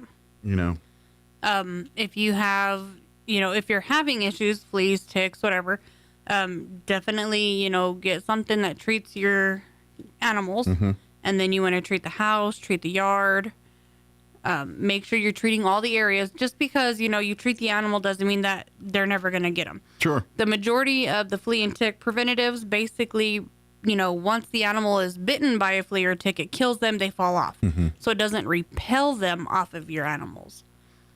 But if you set the environment up for them not to be there in the first place, then between the two, you've got a pretty effective defense against ticks and fleas and what have you here. And I always, and I don't know, is this still effect today? But if you do get like particularly fleas in the house and stuff, I've always been told like 7 dust is always like it's always old wives' tale stuff. It's hard to find 7 dust. I know Roswell Seed still gets it and sells it. Okay. As for putting it down, sprinkling it, letting it set, and then vacuuming it up, honestly, I don't know, because a lot of our materials have changed over the years. So maybe not as effective. So it might not be as effective because, the carpet fibers are a lot different. Sure. The majority of people don't have carpets in their house. They have like linoleum or tile. Wood floor, whatever, or laminate wood floor. Or something, yeah. I honestly would just stick to a liquid because that will cover a bigger base. Gotcha. And you can get it in different places where you can't get a powder. And then once it dries, it's pet safe. And so 7 dust is supposed to be safe for pets, but you never know. You have an animal that could have a reaction to it. Them fleas ain't digging it too much. Yeah.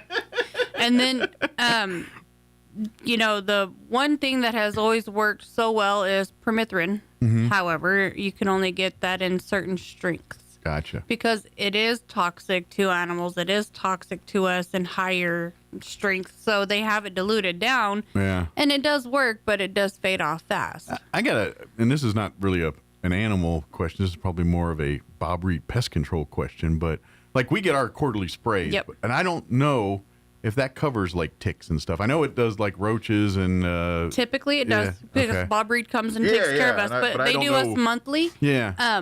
Because we have all the elements, Mm-hmm. we have the perfect breeding ground, basically. Sure. We have food and water. So we have food in high volume, we have tick food in high volume, and then we have water in high volume. Sure. So we are basically like a breeding ground. So Bob Reed comes to see us once a month. Okay. And we're good at quarterly, but we are also because we have a lot of trees. So we're in a more, we're not down by the river or nothing, but we're definitely in a more moisture. Moist. Love that word. Moist part of the town. Typically, 90% of your pesticides that do like roaches and spiders also do fleas and ticks because they're in the same category. Yeah, 8 legs, they're arachnid. I kind of thought, but I didn't know for sure, so I didn't want to go out and just say it, But because we never have that tick problem, but like you said, since I've lived in Roswell, pretty much I've had Bob Reed every quarter come and hit us up. So yeah, and if you have somebody else like Faith or one of the other pesticide people, and you have questions, just ask them. Say, hey, when you're spraying my house, does it cover this? If not, is there something we can do to add to it or to change to have it cover? Mm-hmm. Because if you have animals, you want to make sure that you're treating inside the house, outside the house, and take care of everything. Sure. And obviously, and this is why, for the exact reason why when you go visit the Humane Society, you go kind of on the bleach pad. Thank you. I couldn't spit that out. To kind of keep whatever you're bringing in from you might want to consider, particularly if you're going to spend out a lot of time with animals and things, you might want to consider, you may have to go through a whole bleach bath or anything, but preventative measures at your home, like maybe take your shoes off before you go into the house, and that way you're not tracking whatever's in your shoes and it might get your pet sick. So John, he always thought, when we first started dating that I was dramatic. And then when he started coming with me to the shelter and seeing, he's like, oh, I get it. Yeah. I use laundry Lysol in my washing machine. So when I do laundry, everything is sanitized with laundry Lysol. Right. With regular soap and whatever.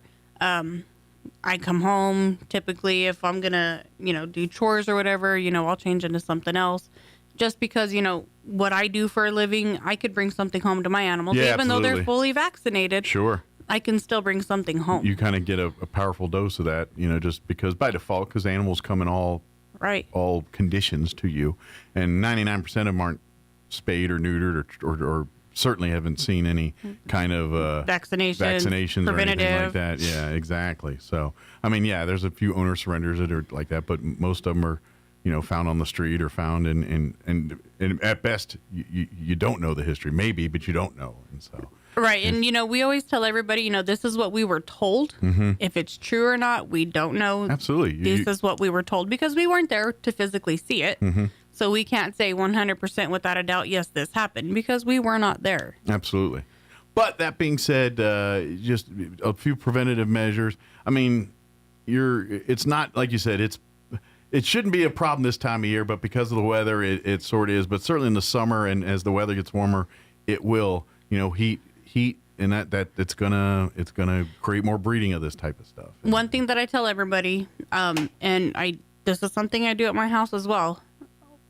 If you get on top of it, stay on top of it, you don't have to worry about it. Mm-hmm. When we first moved into the house we're at now, before my dogs even stepped foot on the property, I had it sprayed, treated, everything, inside, my tick outside. Story, that was my lesson learned that moment, because we had to leave in a quick thing and rented, and I literally, and that's to be honest, that's when Bob reads all the stuff that I do.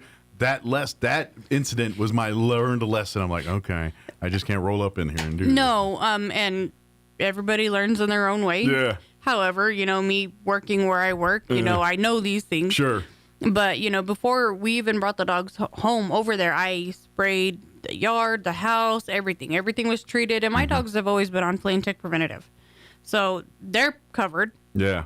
but coming into a new home wasn't sure. So if you're buying somewhere new or moving somewhere new, before you put your animals there, make sure you know spray. Sure. Just get ahead of it, spray, kill them out, and then stay on top of your, quarterly sprays. Or if you have a service come, they'll tell you how often you need to do it. But if you slack on it, you're going to create a problem. And then it's set and forget for me. It's pretty much, I literally, and Bob Reed advertises with us and been a long time. So I'm always, and they've been my for years. So I'm always singing their praises. I'm sure there's some other great ones out there, but I literally, they call me, hey, you ready for us? Come on down. And then boom, boom, boom. And then literally, because they bill us and say, all right, we'll see you next time. And literally we get a bill, pay it. And every 3 months they come visit. So it's just I set laugh your watch because to it. the guy, he'll come in and he'll be like, hey. And I'm like, hey. Yeah. And he just comes in, he does the sprays, he does our side, he does the kennels.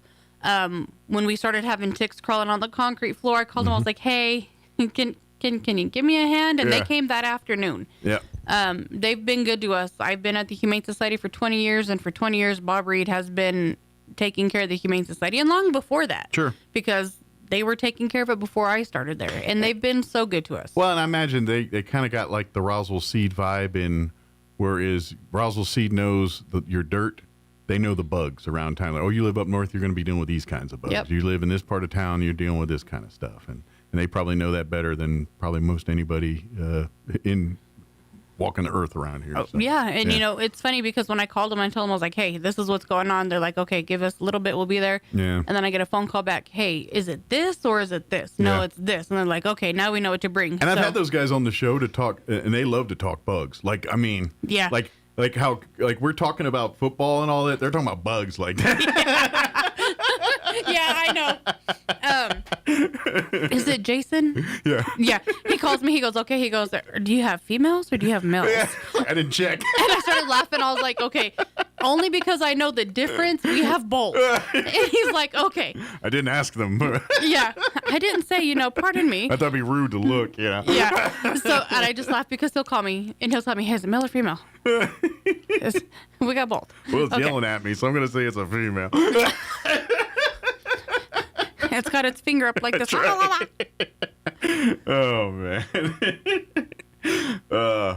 Anyway, but yeah, just be mindful of this kind of stuff. It is, like I said, typically this isn't things that we talk about this time of the year. I know, but you got to think about it. We're typically talking about, warm. We're asking, telling you about hay and making sure you don't let your pet's water freeze overnight and all this kind of stuff. Yes, we do have some colder weather, ahead for a couple of days. Straw. We do still have the free straw program. Get it done today. That way they'll be covered for the weekend here, because I think tomorrow night is when it's supposed to get dropped down in the 20s here. 10 to 12 and 1 to 4:30. Come down, say, hey, we've got some animals that we need some straw for. Yeah. Tonight's 34, which is still pretty cold. I mean, it's above freezing, but I don't want to sleep in 34. Do you? No. The company that donates the straw to us, the people that donate to them require us to take a photo for Facebook so we can tag the organization. Absolutely. And then post the pictures so that way they can see that we're truly giving it out to the community. So be mindful. If you're coming for straw, we're going to tell you we need a photo. Yeah, which is no big deal. You got your phone, boop, boop, and text it back, and bada bing, bada boom. Yep. So I got some stuff for the thrift store. Okay. So we do have some cool weather coming up. They had a ton of name brand quality. We got Old Navy. Okay. We got some Michael Kors. Jackets. Okay. There's some denim jackets. There's some leather jackets. Don't tell my wife. Michael Kors makes jackets too? Oh, yeah. Don't tell my wife. I'm not. I thought I was just on purse hook. I don't know. I don't know how she feels about their jackets. No, they got sandals. They got everything. Oh, man. Yeah. Stop making things, Michael Kors. Yeah. Costing me money. Ladies that need some business attire, they've got a lot of very, very nice dress suits. It's the blouse with the jacket. Okay. A variety of colors. Whoever donated this loved colors. Good. So if you love colors, got the rainbow selection choice there. Okay. They're putting out new items every single day. They've got a ton of kid toys. Christmas is over, so the old toys get donated. Mm-hmm. Brand new boots. Brand new. Still with the little slip inside, to hold the boots up. Ton of boots. And those are expensive. They are. And I don't care if they're cowboy boots or work boots or whatever. All boots are expensive. They are. Yeah. And I know a lot of people with all the streaming services and everything online, they don't think about this, but they do have a lot of DVD players. They have a ton of DVDs. I'm telling you right now, there is a youth movement of them finding out about DVDs and kind of digging it. They're like, wait a minute, I don't have to download no, it's right there. You pop it on the shelf and push play. Yeah. They're just like, this is amazing. So there is like this Gen Z, like, resurgence of DVD movies out there. So send them down there. And yeah, we have a ton of DVD players. Yeah. We got a few Keurigs. Okay. And so you need a new Keurig. This is funny because last year I got a Ninja espresso machine for Christmas. Even though there was nothing wrong with our coffee pot, but this is coffee pot and espresso. Right, it's getting more So it's things. a duo. Yeah. So our old coffee pot was handed off to one of the guys that works with John because his coffee pot went out. And I was like, well, we're just recycling here. Because when we get something new, I'm like, okay, I got to take this. I got to get rid of this thing. We don't need two of it. If you have like a home office and you need like the little file folders or binders. Those accordion job folder deals. Yeah. Or like just something for organization to help like organize bills, taxes, whatever. Yeah. They have a ton of like a little office section and I love it because I am that nerd. I love the organization.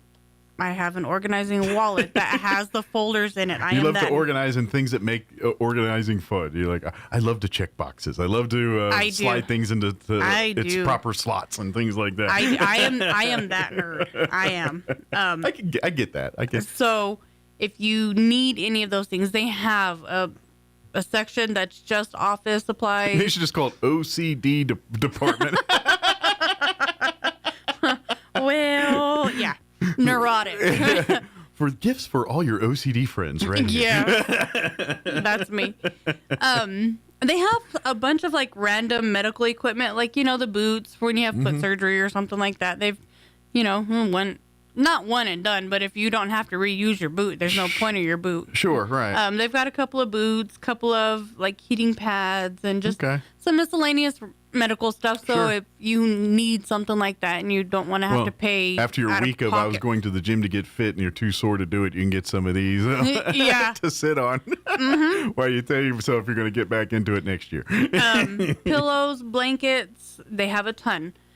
A lot of those My Pillow. You can never have enough just like throw blankets around a house. No. It's just now. I'm going to draw the line there because I got a wife with a bedding fetish that I don't want to perpetuate. But that being said, throw blankets. I feel like you can never have enough of those laying around the house. They have a cute little pet section, for things that we get donated that we're not able to use inside the kennel because it's not feasible. We'll send over to the thrift store or we send home with people when they adopt animals. So if you're looking for like an extra leash or collar or something, we send it over to the thrift store. Yeah. Bakers, they've got a ton of bread pans. Okay. Anybody looking to make tamales, they've got a few stock pots. Ooh. They got a couple of air fryers. They got a George Foreman. Oh, they're still around? Yeah, those things are still around. I don't care. They if you want to whip up a burger real quick, they're pretty all right to do that. They are. Now, don't buy into the hype that it's less fat. It's just squeezing. They just taste good. Yeah. But yeah, like I've even cooked a steak in that thing, and it's all right. I mean, it's not as good as the grill, but you know what? I bought a smokeless grill. Yeah. And it's an inside smokeless grill, and it tastes just like you smoked it on the grill. Oh, interesting. But it just takes forever. Yeah, that's just it. You're like, we'll have steak in an hour. Yeah. Food Saver, you go buy in bulk, and then you got to divvy it down. I love those in theory.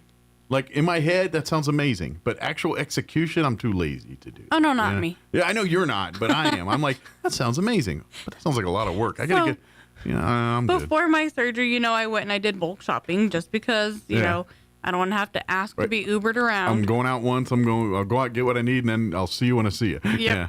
And so a couple days before, I'm separating out chicken and hamburger meat, and I'm doing it, and I'm sealing it and writing the dates on it. And my sister and John just look at me like, And she's like, you've been in here for 2.5 hours doing this. And I'm like, uh-huh. But here's the thing. They kind of mock you, but, every one of them appreciate it. Like, they're going to be, hey, what's that chicken from? You know what I mean? Oh, like, they all, mock your efforts, but every one of them will take full advantage of what you do. Yeah, basically they're like, you can do it. We're not going to do it. And then I'll be like, look, you eat in this house. Yeah, so this is a family event. You come in here. You could push the sealer button and you could put it in the freezer. Or at the very least, don't mock you. No, they just tell me, you've been in here doing this for 2.5 hours. Yeah, I know. It could have been an hour if you came in and done it. Well, the way I bulk shop now. But then again, I know you to know the point. Even if they walked in there to help, you kick them right out because they ain't doing it your way. Pretty much. Yep. Pretty much. So if John's smart and he knows the formula, keeps him out of the doghouse. Honey, can I help you? Knowing full well you're going to tell him no. Just do that. And then he wins because you make he cares. He wins because he knows he's going to go right back to the game. He got suckered one time because I actually said yes. And he's like, I was like, look, I'll stuff it and have it ready, but I've already got the meat on my hands and I don't want to touch the bag and put it in there. Right. I said, so will you do that part? And he's like, all right. Yeah. And he does, like, if I tell him, yes, I need help, he doesn't mind. Like, he will help. It's just he's so used to me saying no that he's just like, well, I didn't ask because you always say no. My advice is half joking when you hear these things. I've been married and pull them off. But if you're a young couple, don't pull anything I just said off. You got to have a few years under your belt to get away with some of this stuff. Yeah. We were talking football earlier. Yeah. And so when I was going through stuff over at the thrift store, they have, the chips and dip football shaped platters. 'Tis the season, you need them. Yeah. It's Super Bowl time, Super Bowl parties, and they got a ton of like football-shaped dishes, and I was like, oh, my favorite part of the year. Must be a lot of Chiefs fans like, well, guess we don't need these this year.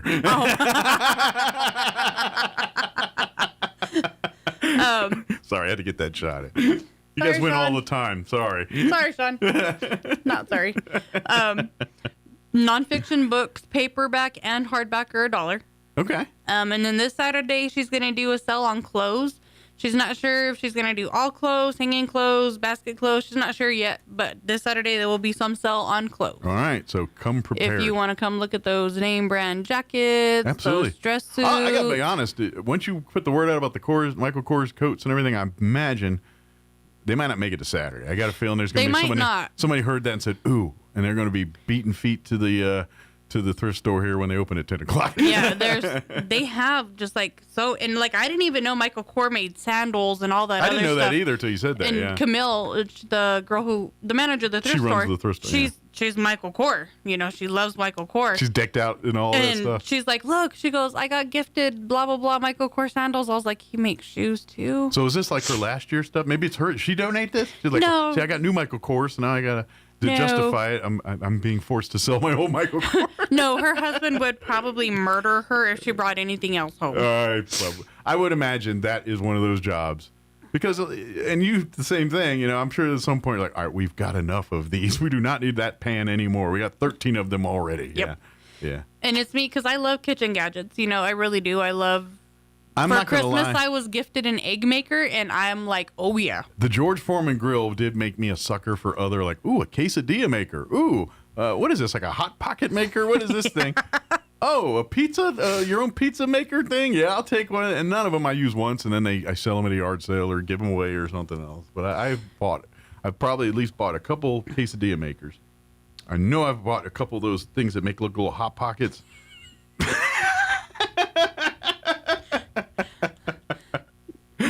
See, like my kitchen gadgets, the thing that I like, like I love my KitchenAid, yes. Yeah. Before my husband starts screaming and jumping up and down wherever he's at listening. Yeah. Yes, it took forever, but yes, I love my KitchenAid.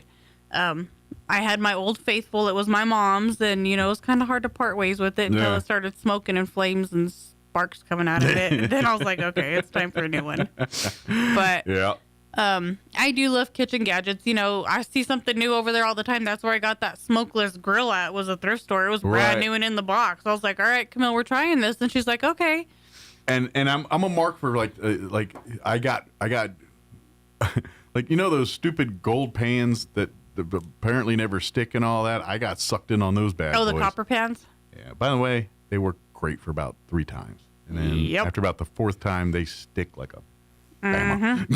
But if you would truly read the instructions on them, they are just like cast iron, and you are to season them after washing them. Well, I do not do any of that. Yep. I ain't got time for those. Otherwise, I'd get a cast iron skillet. If yep. I'm going to do that kind of work. Like, the whole point of this is to make it simple. Yep.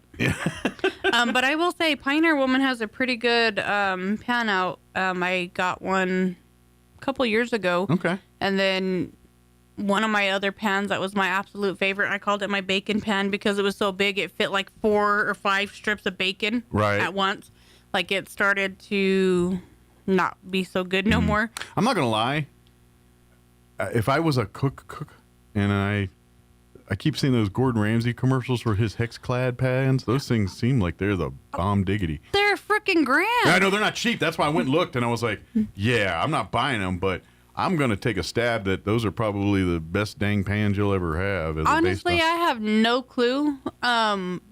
Just because it's got some famous chef's name on it does not mean it's going to be perfect.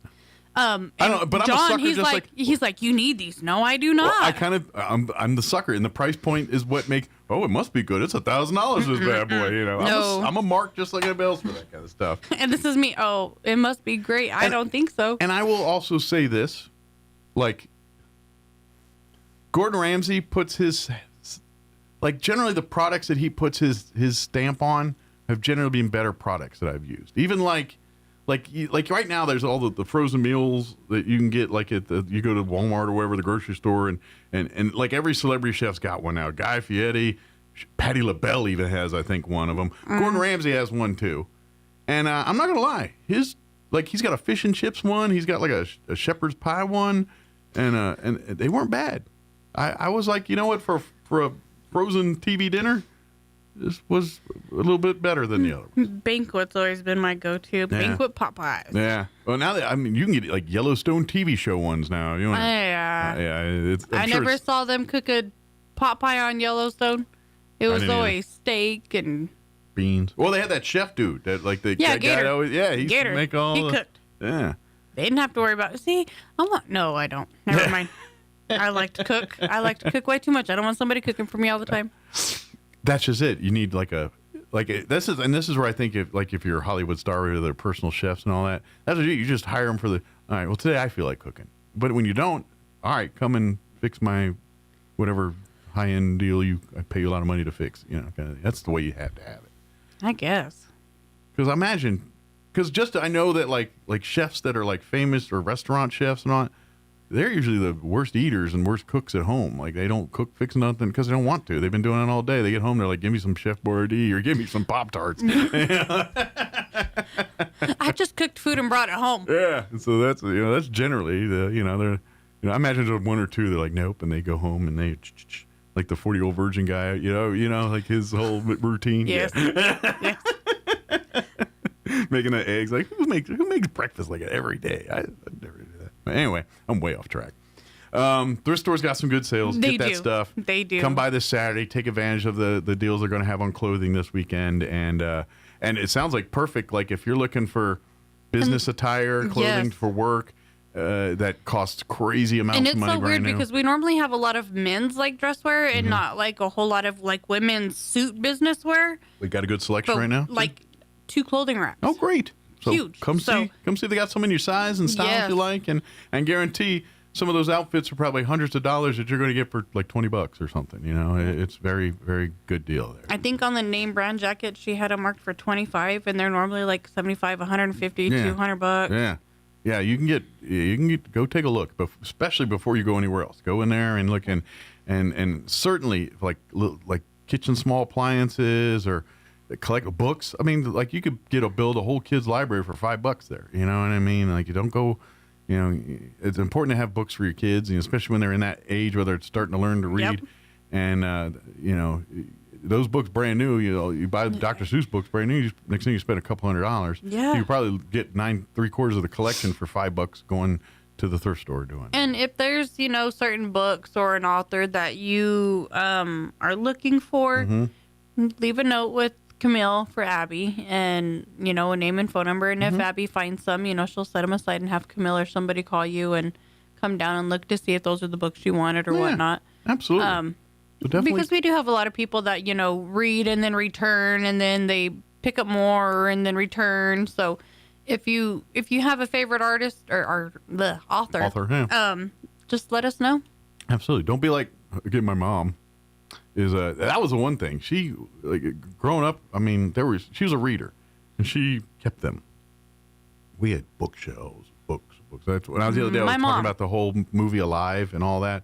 I read the book because my mom had it on the shelf, and I picked it up and read it one day, and that's how I got in. You know that movie Alive with the rugby team in South America and the cannibalism and all that? Yeah. Based off, that thing. I'm fascinated by that movie. It was all because my mom had that book on that shelves of books in there, and I picked it up. But my mom was the same way. Yeah, but come shop. Before we do go, any of our residents at the Humane Society we want to spotlight or looking for a good home? Leonard, wonderful, like rot pit shepherd something mix. He's big dog. He's goofy. He's more on the medium size. Okay, so probably like a 70-pounder. 50. 50? Oh, not even 70. Yeah, no, he's good energy, you know. So it must be a small dog mixed in with all the rotten pit and all that, because those are generally heavy, big dogs. So, yeah. Yeah. He's just a sweetheart. He's a goober. When the dog walkers go. With top energy industry executives at the White House. Since ousting Venezuelan leader Nicolas Maduro, President Trump has been talking about the U.S. taking control of that country's oil production. The White House insists that American oil companies want to rush in. They're absolutely eager. They're eager about these opportunities. It remains to be seen, however, if U.S. executives are ready to commit to the tens of billions of dollars over the next decade that it likely would require to modernize Venezuela's facilities.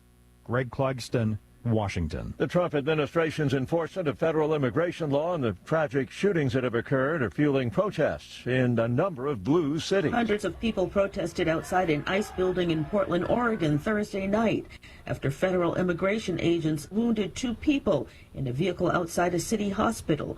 The Department of Homeland Security says the vehicle's passenger was, quote, a Venezuelan illegal alien affiliated with the transnational Tren de Aragua prostitution ring, end quote. And they say that when agents identified themselves to those in the vehicle, the driver tried to run them over. Mayor Wilson says he doesn't believe that account. I'm Donna Warder. And Vice President Vance says the woman who was fatally shot by an ICE agent in Minneapolis was a victim of left-wing ideology. You've got to be a little brainwashed to get to that point to where you're willing, not just to protest, that's fine, not peacefully protest, but throw your vehicle in front of legitimate law enforcement officers and drive your car into them. The Labor Department says America's employers created 50,000 jobs last month. The unemployment rate down to 4.4%. On Wall Street, the Dow is up 74 points. Townhall.com. It's a new year. Ready for a fresh start? Everybody wants cheap airfare, but where do you find it? You call low-cost airlines. Their prices are direct from the airlines, and they're so low you can't find these fares published anywhere. They specialize in cheap flights, discount hotel rooms, cheap car rental rates, and great package deals anywhere around the world. Wherever you want to go, they can help you get there cheaply and with a best price guarantee. If you want the lowest prices on your airline tickets or other travel services, call now. That's right, call. That's the only way to get these rates. Experts are standing by 24/7 to get you the cheapest airfare and hotel rates available. So don't wait. Call right now for the lowest travel prices anywhere and for great last-minute travel deals too. Call 866-755-5300. That's 866-755-5300. Again, that's 866-755-5300. Call us right now. Included an Oreshnik ballistic missile. Ukraine's security service says it has recovered debris from what it identifies as a Russian Oreshnik intermediate-range ballistic missile launched at the Lviv region overnight. In a video statement, Artem Dechyerenko, SBU spokesman, says among the parts found so far are the stabilization and guidance unit, and these are actually city missiles, parts of the engine installation, fragments of the orientation mechanism, the nozzle from the development unit's platform, etc. Dechyerenko adds the corresponding fragments have the status of evidence and are being prepared for transfer to in-depth examination. Investigators say the missile was fired from Russia's Kapustin Yar testing range and targeted civilian infrastructure at Ukrainian territory near the EU's border. I'm Charles de Ledesma. News and analysis, townhall.com. It's a new bag of tools for those using Gmail. More artificial intelligence is being implanted into Gmail as Google tries to turn the world's most used email service into a personal assistant, one that can improve writing, summarize far-flung information buried in inboxes, and deliver daily to-do lists. Gmail's new AI options will only be available in English within the U.S. for now, but the company is promising to introduce them in other countries and other languages as the year unfolds. Valag reporting. Denmark and Greenland's envoys to Washington have begun a vigorous effort to urge American lawmakers as well as key Trump administration officials to step back from President Trump's call for a takeover of the strategic Arctic island. Denmark's ambassador and Greenland's chief representative to Washington have met with White House National Security Council officials discussing a renewed drive by the president to acquire Greenland. More on these stories, townhall.com.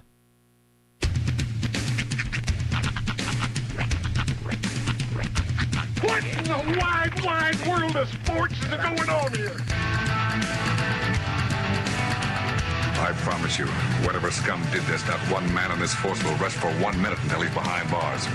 Now let's grab a bite to eat. Yeah, come on. I feel the hot wind on my shoulder and the touch of a world that is older. I hit the switch and check the number. I leave it on and then I slumber. I hear the rhythm ringing through it. Flamenco guitar and cumbia music. I hear the talking of the DJ. The Travelician, what does he say? I'm on a Mexican radio. I'm on a Mexican radio. Broadcasting live from high atop the J.P. White Building in downtown Roswell, New Mexico. It's Mornings with Mike Winters on 106.5 Roswell's Talk FM. Is that what I sound like when I talk? Now, here's your host, Mike Winters.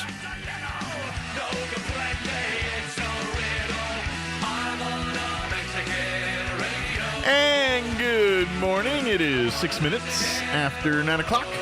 Welcome to hour number 3. Tres Inviernos. Mornings with Mike Winters right here on 106.5 Roswell's Talk FM. Happy Friday. Yes. It is finally Friday. Indubitably. Yeah. I hope everyone's got some good weekend plans. Yeah. Make sure you head out. Whatever you got going on this weekend, start your day with a hearty breakfast. Go out to the Salvation Army Saturday morning, starting at 7 a.m. till 11. $10, and you can eat till they roll you out the building. It's absolutely true. And they say it's all you can eat, but I rarely make it through a plate. Well, it's all you could eat. That's all I can eat. I'm serious. That is all I can eat. And just be ready to feel logy afterwards. Yeah, about to say, if you've got... Plan a midday nap. Yeah, or at least say... maybe, depending on how far away you live, maybe park your car a mile or two away. That way you can, like, at least torture yourself. Exactly. Say, hey, you know what? To repent for my gluttony. My gluttony, I will take a 2-mile walk to my car and get home. Park up a hill. Both ways. Really stick it to yourself. And as you're walking in, that'll build up hunger. That's true. That is true. Nothing motivates me to take a brisk, hearty walk like a belly full of bacon. I guess you could tell I was brought into this world Catholic, huh? You can't have nice things without paying punishment for it. Gotta pay that penance. That's right. Hey man, I'm left-handed. It's a miracle I was born when I was born. I have a broken left hand at this point. But but anyway, they do a great, and it's always the second Saturday of the month. So if you miss today, then you'll have to wait a month to do it again, or tomorrow, I should say. You'll have to do it today. Yeah. But. I didn't catch the interview. Did they mention if they're going to do like the pozole or anything? Extra? They did. Caldo or something? I cannot remember what he said. All right, I'll be surprised tomorrow. But yes, his wife is. Oh, dang it! I wish I remember. Noelle always makes some amazing stuff. You can go back in the interview and check it out. Yeah, I'll definitely do that. But they do. And it just depends on what because my plans are a little up in the air for tomorrow, out of my control. So, but if those plans fall through, I'm going to make it a point to be out eating breakfast on Saturday over at the enjoying the spoils of breakfast. That's right. Let's see I'm trying to see if we have anything super special going on. A lot of games this weekend. Texas Tech has a game this weekend. I think, Cowboys, they're done for the season. So, ain't no Cowboys. Basketball games, Texas Tech game you can catch. Otherwise, make your own plans, doggone it. There's plenty of stuff to do. I know Roswell plays tomorrow, basketball. Yeah. We'll have that on KSVP TV. I know Artesia plays tonight. I think they play tomorrow, too. I don't know off the top of my head, but you'll find it all at KSVPTV.com. That's right. There it'll be waiting for you. It's weird to have a quiet weekend just after a month solid of just everything happening. Yeah. It's nice. It is a little different. It's odd. I'm not going to lie. It's busy, but not busy. And then there is that I don't know what to do with my hands a little bit feel to it sometimes. I'm also in the process of trying to be as frugal as possible because I'm saving up for a big trip relatively soon. And my best friend has ruined my algorithm because all I'm getting now is Vegas, Vegas, Vegas, Vegas, Vegas, Vegas, Vegas, Vegas, Vegas, Vegas. Hey, there's this thing. I'm like, you guys, we're going to be there for 4 days, yes. right? We're going to have time to do some stuff. Let's settle down. Yeah. Well, and you come in with big expectations, and you get there and do one thing, and you're like, feeling tired now. Yeah. Like, I don't know. Let's just chill over here at this place, you know, or let's just go over here. You know, a lot of that happens. I've made the joke, not a good one, but to my kids when I'm at like this, Eastern Mexico State Fair, or whatever, I'm like, ooh, a bench. It's my favorite ride.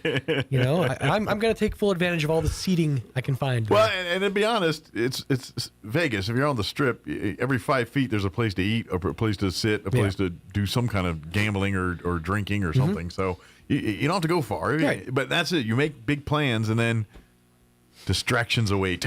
And the other thing, I've only ever been to Vegas one other time, but the one thing I will say is be ready to see some stuff you've never seen before. Oh, yeah. We walked past a man, and this was in June in Las Vegas, okay?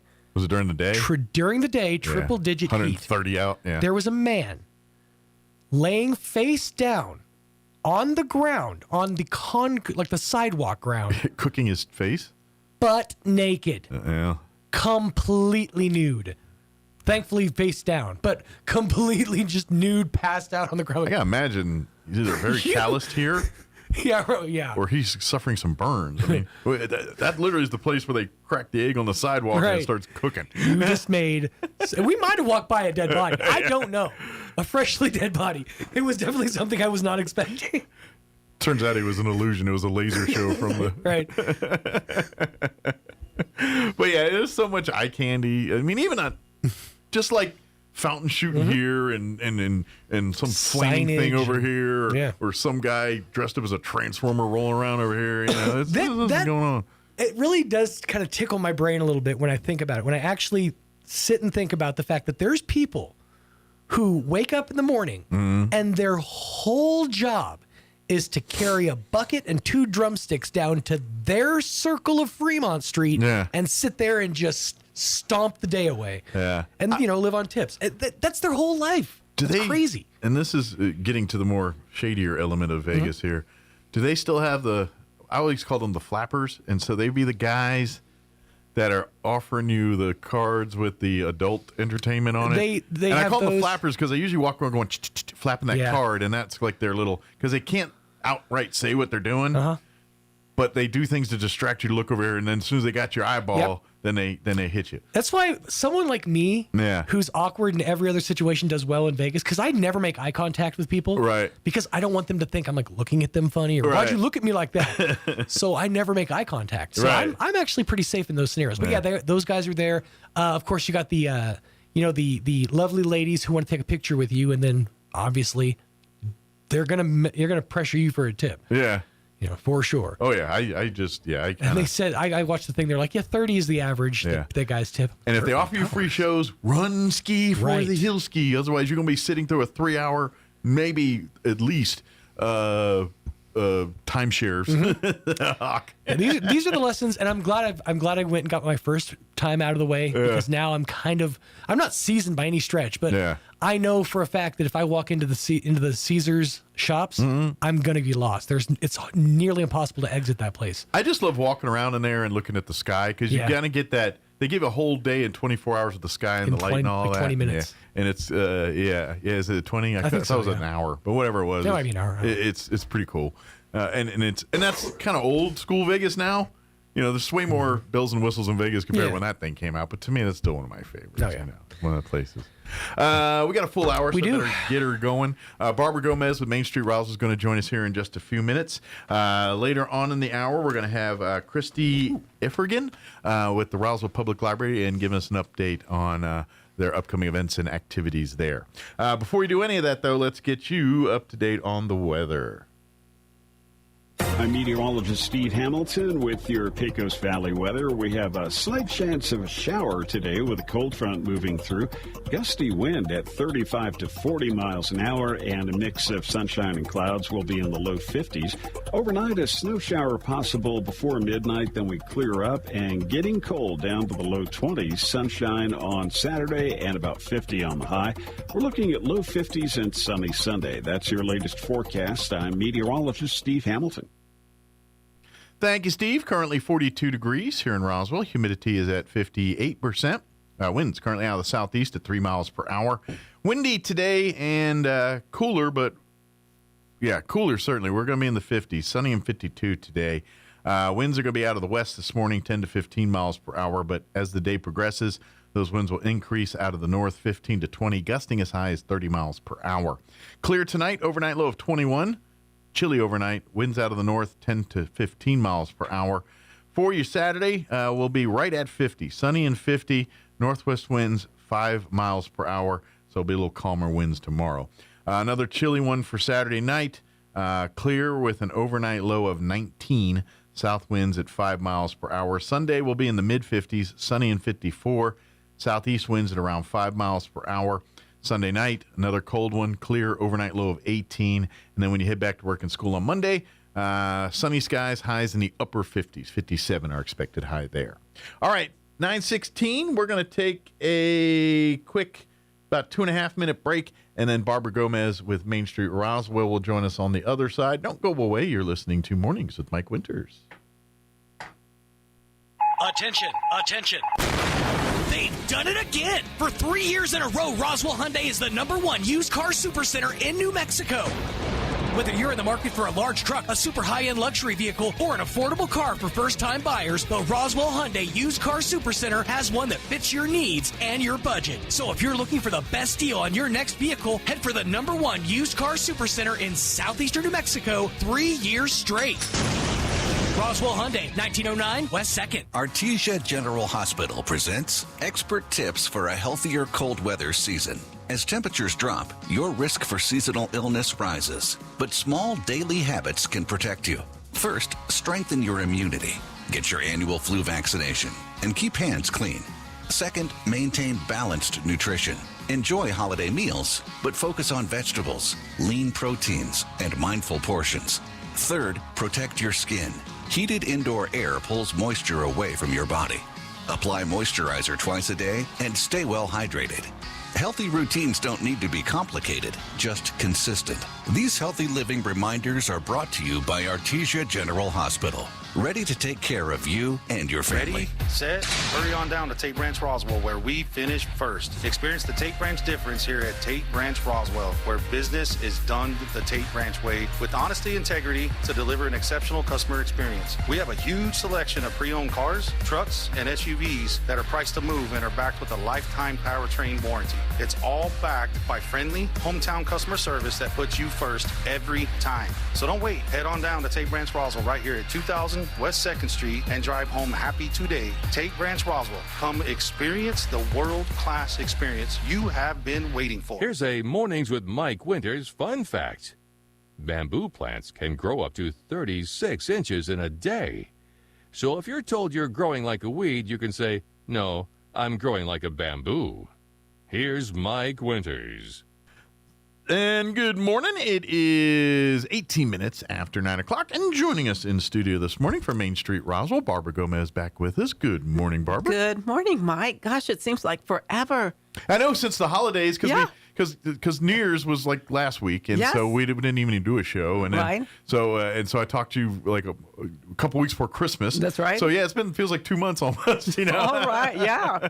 As a matter of fact, I went to the grocery store last night to go shopping for some, to make something. So my husband and I were gone last weekend. Yeah. Also out of town, and I said, I think I'll make dinner tonight, and I went, gosh, I can't remember the last time I made dinner at home, because it was in the middle of events and holidays. You're going here, going there. A lot of eating out, and eating drive-thrus out and everything, DoorDashing or whatever. Hurry up, and And then I got this wonderful cold. That's okay, guys. I don't think I'm contagious. I think I'm okay. It's just making its way out. Well, everything's going on. I mean, the flu is really, really bad right now, and COVID's. To be honest. People say, I got COVID, and they're like, oh, that's no big deal. It's the flu you got to worry about right now. Now you have to worry about. So it's so much going around. So to be honest, just to have a cold, you're getting off light. Yeah, I know. But at least a cold is like, oh, you're fine here right now. A week ago today is when I started, and I thought, man, I just don't feel that great. Sneezing, full-blown cold.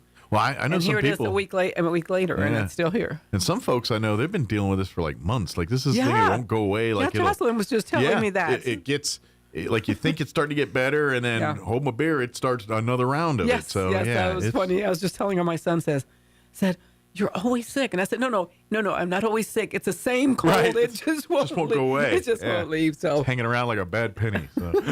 There's a lot going on. I don't want to be giving you a huge recap of 2025, but we had a very busy and interesting 2025. Absolutely. A lot going on. Well, it was the first air races here, which that's right. That in of itself increase, is during that time. Yes, most of the action's out at the airport, but of course you guys had kind of Main Street nights out here. Yeah, and that's right. And kind of turned like a little festive party atmosphere. Each night during the races. Sure, and of course the Hispano Chamber of Commerce also did their Piñata Fest during that time. Yeah. And they were very pleased. I'm putting in a plug for them, I guess.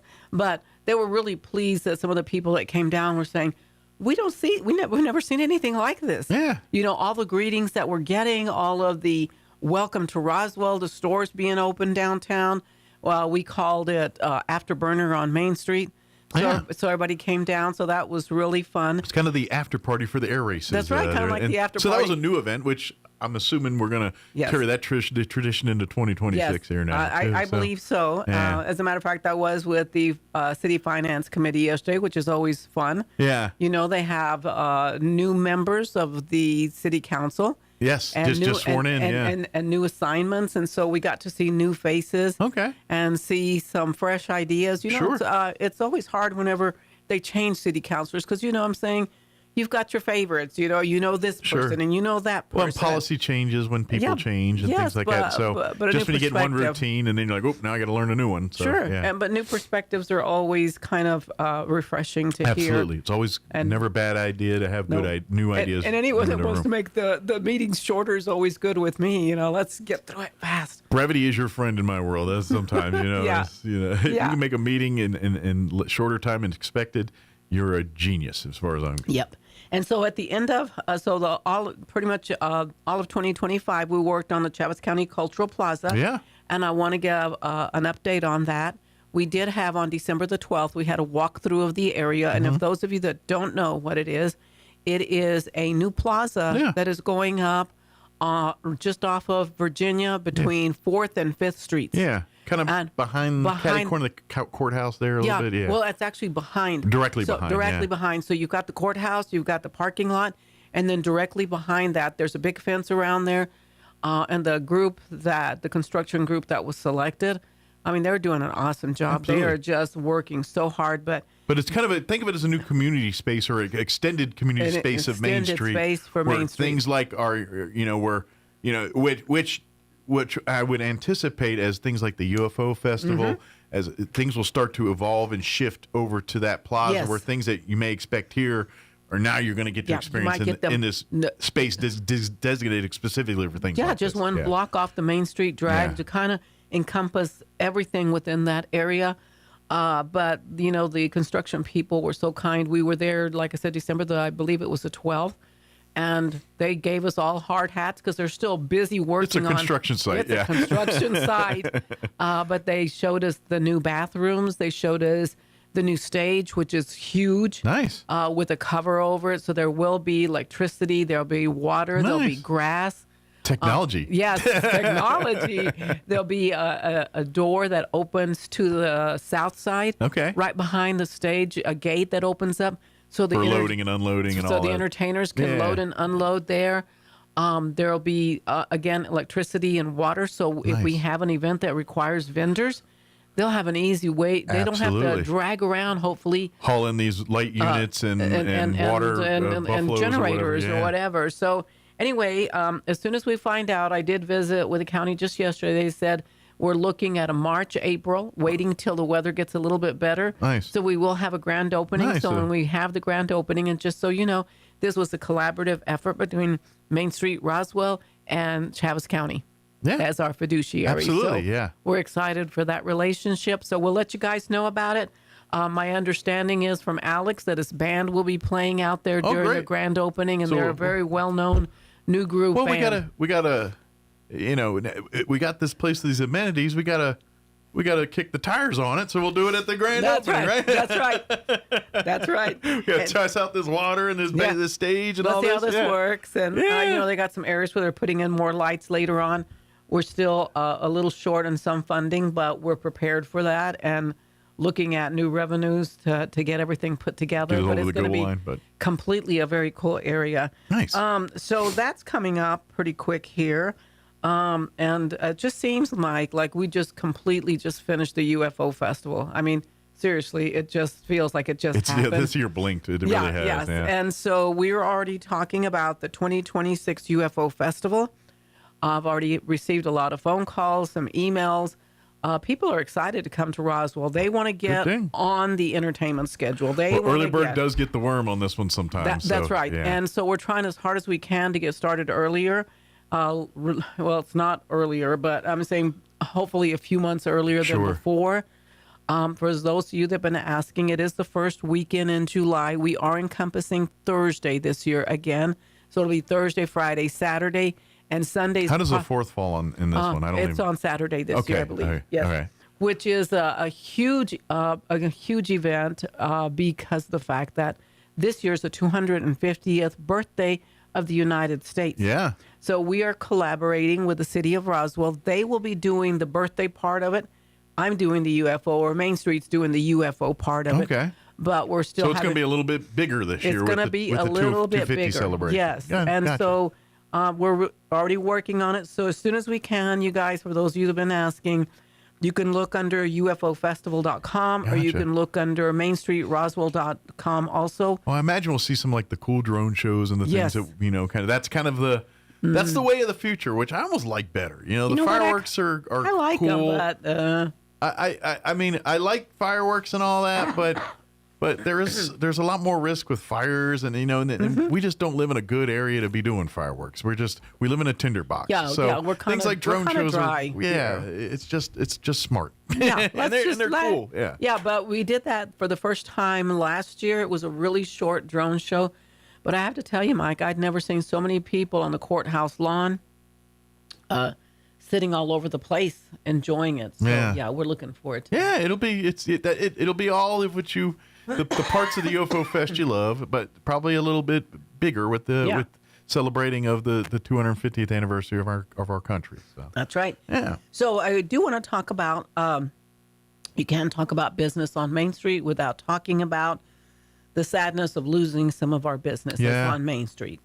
So of course the first one, you might have to talk for me, Mike. I don't know if I'm going to make it through this interview. Well, Peppers is obviously the one that's gotten the most attention here.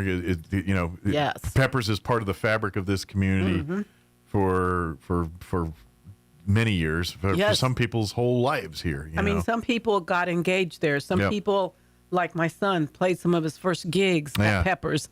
Family nights or traditional nights where people go out to eat. And we're definitely going to miss, Adam, Neil, Robert, and all of their staff. And, we wish them the best. I don't know what they're going to do, but I'm already thinking of ideas that maybe, we can talk them into doing something a little bit different and still be a part of us. Absolutely. So- I imagine they're retiring, so they're kind of But I imagine they're gonna. When you do a thing for so long, you get the itch to do it again. So I imagine at some point, be like, all right, I can do your event or do your something here. So what am I going to do? Now because that's a big thing too. Is not only they have this amazing restaurant here in in downtown Main Street, but if you're a civic organization. 99% of them had Peppers as their catering their events and things like that. So that's a big void in the community. It is. It's a big void, and I'm a Kiwanian in all the civics luncheons. Yeah, they did them for us, and it was always great food. So thank you, Adam, Neil, and Robert. Also on Main Street, She's a Dandy is also closing this year. Yeah, that's unfortunate. She's going to an online business. Okay, so the business is going to continue. It's just not a brick and mortar. It's not going to be. So if you're a customer, you still have access. You can still follow her and buy things online. CS Designs is also, which are both on the 300 block of the west side of Main Street. Okay. And I did talk to Cheyenne at CS Designs recently. They're still continuing to do a few things to get their inventory down. Okay. I did notice on Facebook that they have a few things that they're offering to any merchants that would like to take some of their things, like decorations or what have you. So they're shutting down the business. Yeah, they're going to shut down the brick and mortar, but she as well is going to be doing an online business. So her customer base so they can continue. Still continue to follow her, and she'll be doing a few things. Well, it's always sad to see buildings close, but I'm glad to see these businesses are continuing. That's a good thing, and by saying that businesses are closing, we do have some new businesses opening up on Main Street. All right, we'll create new opportunities. Yeah, we'll create a little bit of opportunity. So down the street from CS Designs, further to the north side, Anaya Print will be opening up. If you haven't seen them, I have seen them working on the windows, working on the inside. Okay.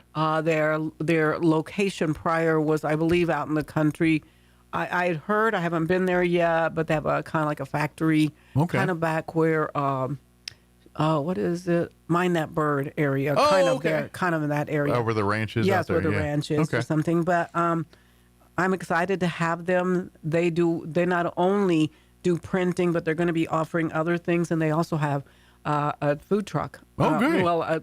They've done kettle corn and things like that. So fair food type. Yeah, fair food. So they've been part of events on Main Street for a while. Nice. There's opening a restaurant. It's going to be opening on Main and Walnut Street, where the old Taco Bell building is at.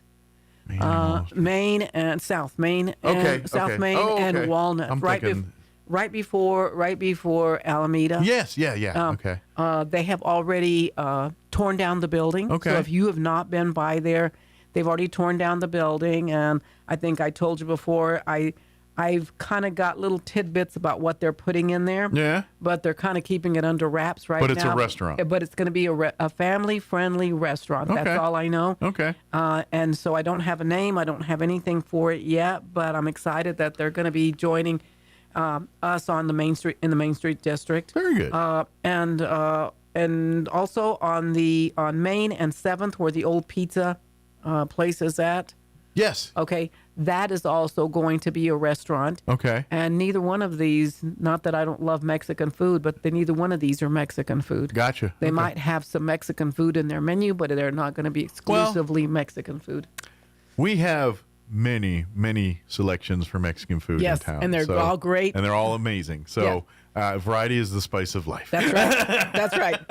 So that's going to be really, really exciting to have another restaurant. They've already redone their asphalt in front of that building. Yeah. They've given me as well a few pictures and said you cannot tell anybody yet. And so I'm just giving you a little bit of teasing. Another family style. Another family style. Yes. Very good. So if you guys are looking for buildings, we always encourage people to come down Main Street. If you're looking for a building, call us. There's space. There's space available. And like I said, with these two new buildings closing their brick and mortar, we have some buildings available on Main Street. Plus, if you're even like I know this building I'm in right now, there's little offices here. Oh, there's offices. Like if you don't need like a customer, merchant retail type business, even if you have like an insurance business or something where you don't really have, foot traffic going in. All its appointments. But there's plenty of those office spaces around town here too. And do you know, Mike, over on the 4th floor here at the J.P. White building, I know that we've got people that cut hair on the 4th Street. Yeah, right across the street. On the 4th Street, right across the hall from us. Yeah, 4th floor. Well, I have some on 4th floor. You have some here on 3rd. We got right across our hall from us is a haircut place. So we've got a lot of people that are bringing their businesses right in here into the J.P. White building. Absolutely. And there's also office space over the top of Sweet Baby J's. There's also locations up there. Okay. So if you're not looking for a whole... Although that might be bad for your diet. If you're like someone trying to... Because I imagine you're smelling baked goods and stuff I'd be all day. Down there all day That long. would be a problem. Yeah. I mean, I'm there a lot of times on a Friday or Saturday to pick up some goodies. So if you're trying to keep a diet, that might be a place that might be tough for you to hang out all. Yeah, well, would be. Apparently, I eat too many sweets according to my doctor. So yeah. Oh yeah, all the doctors take away all the fun. We don't get. Yeah, to we get to do nothing fun around here. So let me see what else is going on. Oh, upstairs on next to Tiny Trends at 116 South Main Street. Upstairs in their area, they've got some people that opened up kind of a toy store up there. Okay. And so we'll be promoting more of that as soon as I know a little bit more about what's going on. Excellent. So that's going on. And just a couple of things going on in terms of people that are expanding or doing a little bit more in their businesses. I have been extremely impressed with both Degenerate Coffee and Stellar Coffee. They have both they're constantly working on their business. They're constantly trying to make it a both better... Both heavily involved in the community, too. Yes, they're both very much involved in the businesses, community. Love them both, But Degenerate Coffee, that's on Richardson Avenue, they opened up an additional seating just north of their original coffee. And I was there in December during the stakeholders meeting that we do every single month. And there was so much demand, people wanting to more than just grab a coffee and run, but they wanted to sit and linger and chit chat and have their coffee inside. So Tanner opened up that second area. Lovely decorations in there, very nice atmosphere. The business is growing. Yes, business is growing. And then Stellar Coffee right here on 300 North Main Street, they opened up the Interstellar Lounge that's in the back of their building towards the alley area, and they put in a little patio area back there with chairs. Right now, they're probably using more the interior part of that back end. Right. Because it's been a little too chilly out there. And they're kind of a community. I mean, a lot of clubs and things, and even, when we get our gubernatorial candidates and stuff coming to town, they usually pop into Stellar and hang out for meet and greets and visits and things like that. So guys, we have an incredible Main Street. Please take time to come down Main Street. A lot of times, I think it's the tourists or people driving through town get the advantage of seeing what a great downtown we have. But if you're here and live in Roswell, come have some coffee. Yep. Come take a walk. I would if I'd like coffee. I just don't like coffee. Yeah, you don't. Well, no, that's true. But they do have teas. Yeah. They also have I could go teas. in there and get some tea. Yeah, I love their green tea.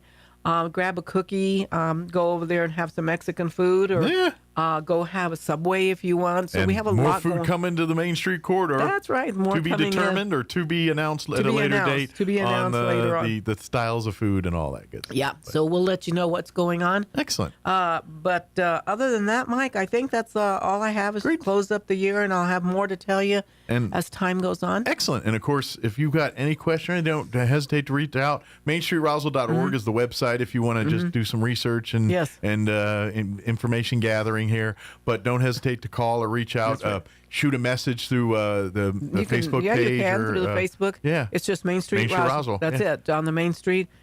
Shoot me questions, and I'm happy to try and answer them.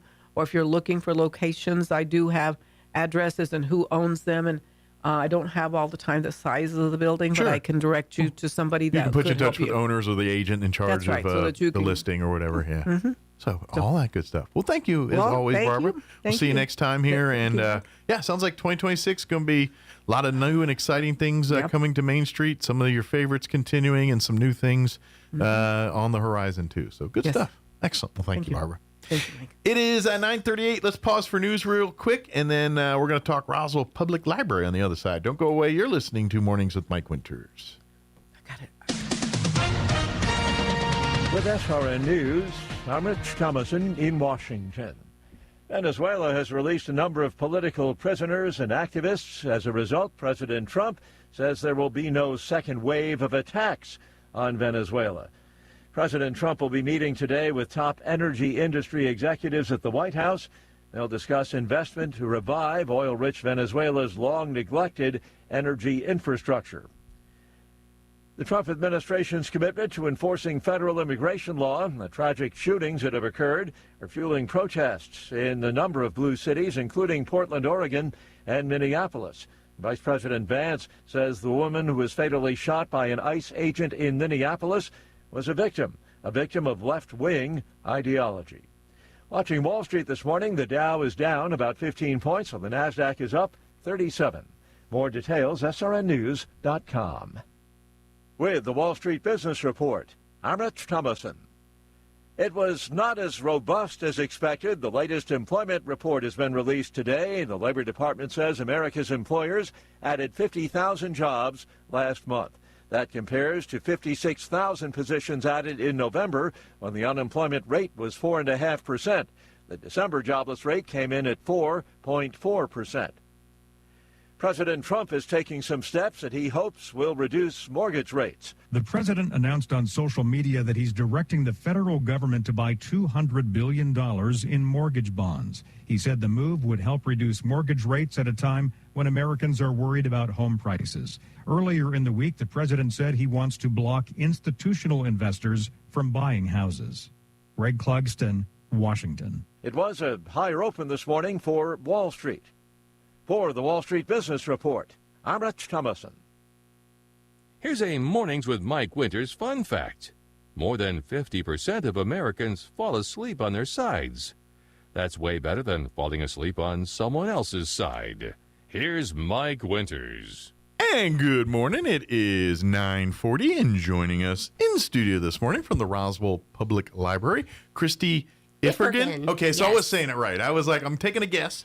Iffergen with the Roswell Public Library. Good morning. That's correct. Good morning. Nice to be here today. Glad to have you here. How is life at the library? I know it's been kind of, with the renovations over the last, it's kind of been you're back to your normal day, but it's kind of been a flux type situation for the last couple months there at the library. Yes. Well, I joined the library back in February of last year. Okay.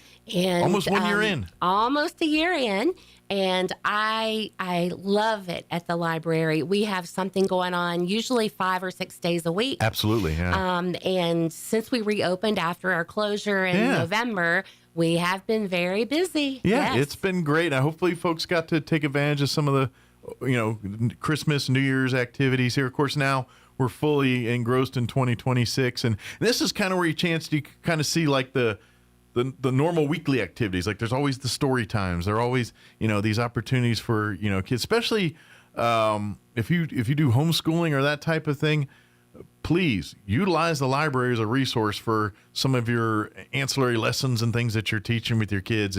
Getting to read the dogs, getting to do story time. And I don't care what your first tongue is, Spanish, English, send them to both. It doesn't matter, because you're just giving your child such a valuable tool to whatever they decide to do. To have that in their tool bag is, you're just giving them so many choices. Absolutely. Yep. And with the cold weather coming up upon us soon, you'll be looking for things to do inside. Absolutely. And we've got you covered. Yeah, that's right. So, yes. So I guess we'll just kind of run down the gamut. Let's just talk about some of the upcoming events and things Okay. here. Well, we have our January calendar out now. Yes. It comes in 4 months. So you get January, February, March, and April. Okay. So you can really plan ahead. So it gives you kind of a long way out. So if you're still old school and use the refrigerator to do this, but if you're more high tech, you can also go to the city's website and click on the library tab, and you can download these or put them on your phones or do the more high tech way. But, yes. yeah. Yes. So the first thing I want to touch on is our new programs for adults. Okay. Because we have a lot going on now. This past Wednesday, we held our very first book club. Excellent. And we had a great turnout. And I've got our calendar set for the next 6 months. Perfect. With our books. And we're going to be reading fiction, nonfiction, biographies. So kind of a very broad topic base or subject for each of the books. Yes, something for everybody. And if you're a reader and never participated in a book club before, I think it's really cool because when you read, you get niches. I know we just do. You're a mystery fan, or you just start, and then you got your favorite 2 or 3 authors, and you kind of pigeonhole yourself a little bit here. Yes, this really gets you out of your groove. Yeah. Lets you try something different. Absolutely. And sometimes the books surprise you. You might like something you think you'd never read. Exactly. It's going to put you in place like, I would have never picked this book up. Yes. And the other cool part is a social element. You get to make friends and meet new people, and I'm telling you, I don't care what book it is. You get 10 people in a room that read a book, and you're going to get 10 different feelings about that book, or they're going to draw different experiences from that book. Absolutely. And I also tell people, even if you don't read the book, come and listen. You might learn something. Let it rub off on you and maybe say, all right, well, now I want to read the book. That's right. That's right. And a lot of people are scared to come to book club if they don't like the book. Sure. That's the best time to come because you hear other people's opinions and you might change your mind. Exactly. It's giving you a chance to, it's kind of like, when you're kids and there's certain, and then you try them as adults and you're like, all right, I kind of like that thing now. This is kind of that in a weird or different form. That's right. Well, we have copies of our next book club book available at the desk at the library. It is called Residue by Michael McGarrity. Okay. And I chose it because it is set in New Mexico. Oh, so it's got a local or a local twist or theme to it. Yeah. And if you like mysteries, this one is for you. Oh, excellent. There's a woman that goes missing, and her body isn't recovered until 45 years later. Wow. They discover her bones down in Las Cruces. Okay. And is this a fiction work? This is fiction. Okay. Probably based off, you know what I mean? Because all stories crime are based off of some other event in life or something similar. Yeah. Yes, but the cool thing about this is her college boyfriend is the suspect, and you'll never guess who he is. Okay. He is the former chief of police of Santa Fe. Oh, so there's a little perhaps political corruption in this one too. Yes. So it's got all the salacious sides of reading, the mystery, the murder mystery, the political corruption, the whole, who's this probably, and you know what? With all that, I imagine there's probably even a little love story in there somewhere too. There could be. So that one, if you are a curious person that likes to figure things out, this is the book for you. Yeah, sounds like and it sounds like a good one to get your feet wet. Like if you want to try one that, let's face it, this is kind of. We all love a good story, and that's this one sounds like it's a good story, that's regardless exactly if you're a mystery. We all are, and that's what some people we all like a good mystery every now and again. I mean, how many of us watch your Matlock or whatever TV show? It's, you're broad. You're very same with your books. Why not? That's right. Yeah. So the other thing that we have going on right now is our Spice Club. Oh, yeah. Yes. And every month we feature a spice. Yeah, I think over the holidays it was ginger. It was, yeah. Yes. We did ginger for Christmas time and the holidays. Makes sense, right? And for January, I've chosen turmeric. Okay. And that is because turmeric is very healthy for you. Yes. I see a lot of commercials for, like the latest commercial I've been seeing is Tony Hawk. Yes. He does a turmeric supplement promotion that he does, yeah. Yes, well, turmeric's been around for a long time, over 4,000 years. Okay, long before Tony Hawk. Long before him, yes. But it's used for so many different things. And so I give you a sheet that has a lot of facts about turmeric. Now, is this something you use in cooking a lot too? Because I think of it. See, when I literally think of it's like you take a vitamin pill or something like that. But I'm thinking, so it's a spice that you say, hey, I can mix in my soups or whatever dishes you're making. A lot of people use it in their rices and their soups. Okay, it gives your recipe a golden color for sure. So it is very yellow. So is this common in like Middle East cuisine or Eastern cuisine? Mostly Asian. Asian, okay. Yes, over towards India, that direction. Gotcha. But it's used all over the world. Sure. Well, nowadays, but like its roots are there, and back before we had big ships and trains and things that can move foods and things, right? You were pretty much stuck to your local cuisine, and so you're in Asia. That's where you got here. So. Yes, and interestingly enough, the Buddhist monks use turmeric to dye their robes. Oh, okay. So it's multifunctional. And we still use it today. It is used a lot of times to color butter. Oh, okay. So if you wonder where that yellow color comes from, it's turmeric. I didn't pay that much attention to Tony Hawk there. What is some of the health benefits of turmeric? Well, I've got a list. It helps with inflammation. Okay. Arthritis. Okay. Anxiety. It helps with depression and also with dementia. So pretty much everything as we get older, we're dealing with or have greater needs or risks for some of these things. Yes. Yeah. And one of the things a lot of people use it for is an antiseptic. It's supposed to help heal cuts and bruises. Oh, very good. Which, if you're dealing with like diabetes, things like that, generally that's one of your things is healing of wounds and stuff. So this might kind of counterbalance some of that. That's too. right. Yeah. Well, I also give you a recipe, and this month our recipe is for golden milk. Okay. Which I thought was great because it's a nice warm drink for this time of year. Especially with our nights being 20s and 19s, this might be, and if you're not a coffee drinker like me, this might be a good alternative. That's right. Yeah. And it uses simple ingredients, nothing that special. And we also give you a sample of the spice, and it's enough to make one of the recipe. Oh, perfect. So you don't have to go out and buy any expensive spices. We give you those. We'll give you the sample free, and then once you find out if you really like it, then you can invest more money and time right. for recipes and everything And if you else. don't like it, nothing Then lost. come back next month. We'll try a new one. That's right. Yes. So we've enjoyed doing that. I also started a new program, and it is called Adult Crafternoon. Okay. And it is going to start next Wednesday on January 14th. Perfect. And it's at 3 o'clock in the afternoon. It will be the second Wednesday of each month. Okay. And people are welcome to bring their own craft. If they knit, sew, cross-stitch, macrame, any type of craft Whatever that your you do. craft of choice is. Yeah. Yes, and so you're welcome to bring that. But Okay. we also provide a simple craft. Okay. So if you're not that crafty, don't be intimidated. Yeah, well, and this is it's like a come one, come all, whether you've been crafting since, you were a child or, you're just thinking, I need something in my life that helps me cope with stress or, give me just something, a hobby.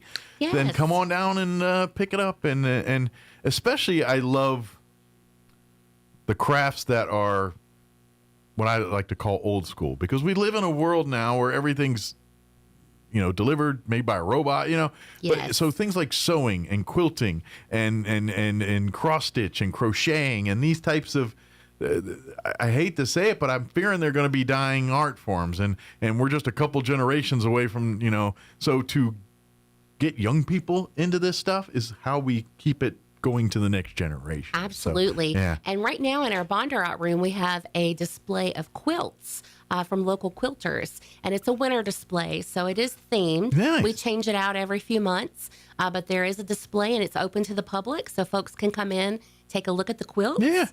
And if you would like to get into quilting, we have brochures for the group. And don't worry about not having a sewing machine, because at the library, we have a maker space. Yeah. With a sewing machine. So you get to not could spend come all the in. money it takes to do some of this stuff, and Yes. but enjoy all the fun. And I will know this: quilting is as much a social activity as it is a working with your hands and that kind of stuff. Because Yes, it is. you've heard of quilting circles and all that. Quilting bees. Yeah, quilting bees. These are very social, or because generally speaking, quilt's a very labor intensive project. Even when you have Time-consuming, the advantage of technology doing it, it's still labor intensive. Yes, and the other thing about the maker space is you've got the room to do a quilt. You Yeah. can spread out. It's got great lighting, and somebody's there to help you with the machine if you need help. And plus, like for seniors and stuff, it's an excuse to get out the house. As you get as we get older and our circle of friends start shrinking. I mean, it's just the sad part that is life. You need to do things to stay engaged, to avoid unfortunately the negative side effect of the progression of life, the depression, Yes, the feeling disconnected, all that kind of stuff. This is how you stay plugged in.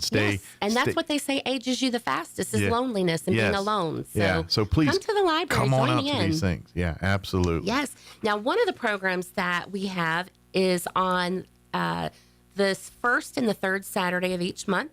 It is called Senior Planet. Okay. It's sponsored by AARP. Okay. But it's to give technical help to folks in the community. Gotcha. It is called Senior Planet, but anybody can come. There's Nice. no age restrictions. Sure. Well, and I'm I'm right at that age where I'm just 52. So I'm in the AARP window, but I don't want to admit I'm in the AARP window. So I'm a little like, no, I'm too young for that. But really, I'm like, what do you got to say again? Hold on. Yes. But if you have a phone, a laptop, a tablet, anything you need help with, Yeah. we have a great gentleman, Christopher, who teaches that class. And it is a small group, so you don't feel intimidated. And- he has lots of time for individual help after the class. And let's just the fact is that the more, even when you think you have a grasp on technology, then they change the rules on you, or change the way you do it again. Or you get an update. Yeah. So. I'm like, can't we go back to Windows like 10 or whatever it was, Windows 98, whatever it was that where the thing I knew where it was, but that's not how. So as we get older, we're going to need this. I don't care if you were born and raised in this stuff. Yes. By the time you're in your 50s and on up, you're going to be just behind the 8 ball as the rest of us. Well, I just bought a brand new washer and dryer for my house, and all the buttons on the washer are a little confusing. Yeah, when you got to have like an engineering degree to work this stuff. I'm like, all right. Yes. But yeah, that's like you said, that's a really great way to kind of learn anything from the most basic of stuff to, with your iPads and more, technical, networking and that type of stuff. It can help you a lot. Well, and it's also great because we offer a lot of resources that you can use online. So we have a website that we have a subscription to called Tumble Books, which is specifically geared towards children. Gotcha. And it's got picture books, it's got games, lots of puzzles and things that kids can do on there that's educational. Sure. And you don't have to worry about what they're looking at. Yeah, absolutely. Yes. Yeah, so and it gives you that freedom. It's like, okay, now I can go do that's the beauty of the library too. If you put your children, and that way you can have your moment of zen and be like, I'm going to do things that my adult brain wants, and that's the great part about the library. That's right. Yeah. We also have a subscription to Comics Plus. So if you like to read manga or graphic novels, we have a wonderful subscription to that. Imagine your teenagers that's going to be their section of choice. Absolutely, yes. And then the final app that we have is Libby, and that has lots of ebooks and e-audios. Okay. So even if you don't want to look at the tablet or the phone to read, you can always listen while you're quilting or cooking. And this is the beauty of and we only got a few minutes here, but I do want to point this out. This is, all this stuff is available to you free of charge with a library card in good standing. And I do not recommend this, but you could literally access a bunch of the library's resources and never set foot in the library. Absolutely. You only have to come in to get your card. Yeah, just to get started. But that being said, I don't recommend it because there's a whole other world there. But like like you said, like you got a road trip coming up and you want to download some audio stuff. And the one thing you do have to come to the library for, don't forget the New Mexico Department of Tourism pass. It gets you into like 15 or so different places around the state, up to 6 people for free. Yes. And I know some of those places you can easily drop a couple $100 doing that, getting in for free. So my mom came to visit and we went over to Santa Fe and went to the International Folk Art Museum. Okay. And we went to use the pass there. It's so simple. Just check it out at the library and you get in free. Yeah, only thing you got to plan a little bit because you can't renew it and you get it for 7 days. So if your trip's, you got to get it right before you go on your trip and then, return it when you get back there. Yes, absolutely. Yeah. I kind of cut you off there. Is there any other events we wanted to promote? Yes. I also wanted to tell you we do have a couple of things coming up in the next couple of weeks. Okay. The first thing is our STEAM program. Okay. Megan runs our makerspace and does all the STEAM events.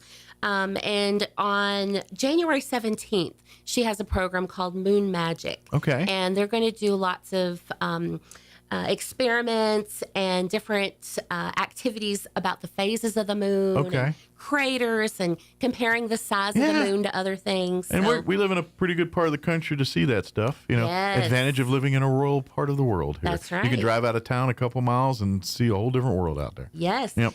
The other thing Megan does is our cooking club. Oh, good. And that's going to be this Saturday. Great. And that starts at 11 a.m., and they are going to be making homemade butter. Ooh, So they're going to have biscuits, so you can sample the butter on the biscuits. Now, we're using a little bit more. We're not using like the old school churn, are we?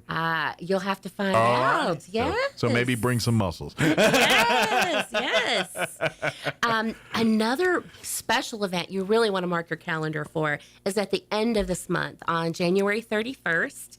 At 10 a.m., we are having a Hello Kitty tea party. Oh, boy. So if you are a fan of Hello Kitty, this is the event for you. And there is a lot of Hello Kitty. Yes. Yep. They are going to do nail stickers with Hello Kitty. They're going to make headbands where you can have kitty ears.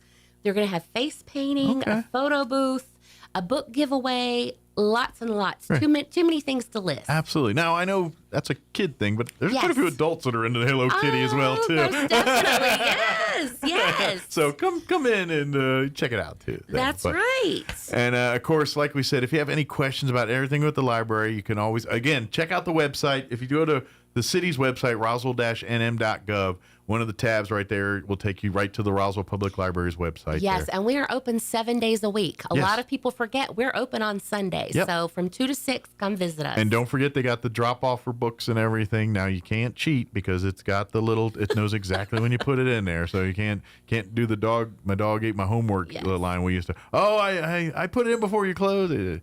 They're not really. As long as you get it in roughly around the time, you're fine. We're not gonna come knocking on your doors or nothing.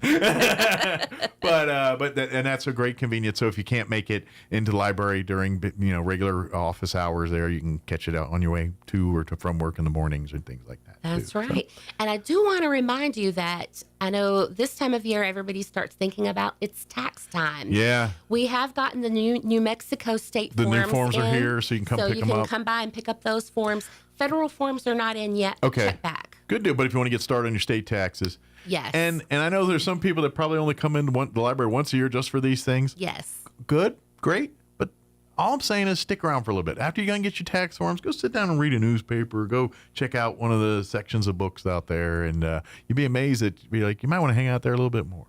Well, and the library has done a lot the last few months. We've got new chairs in our building. Yeah. Well, they just did the remodel. They Come see remodeled those- in yeah. the children's section. We've got new flooring. Yeah. So come check out the building. Yeah, Yes. come see it. Absolutely.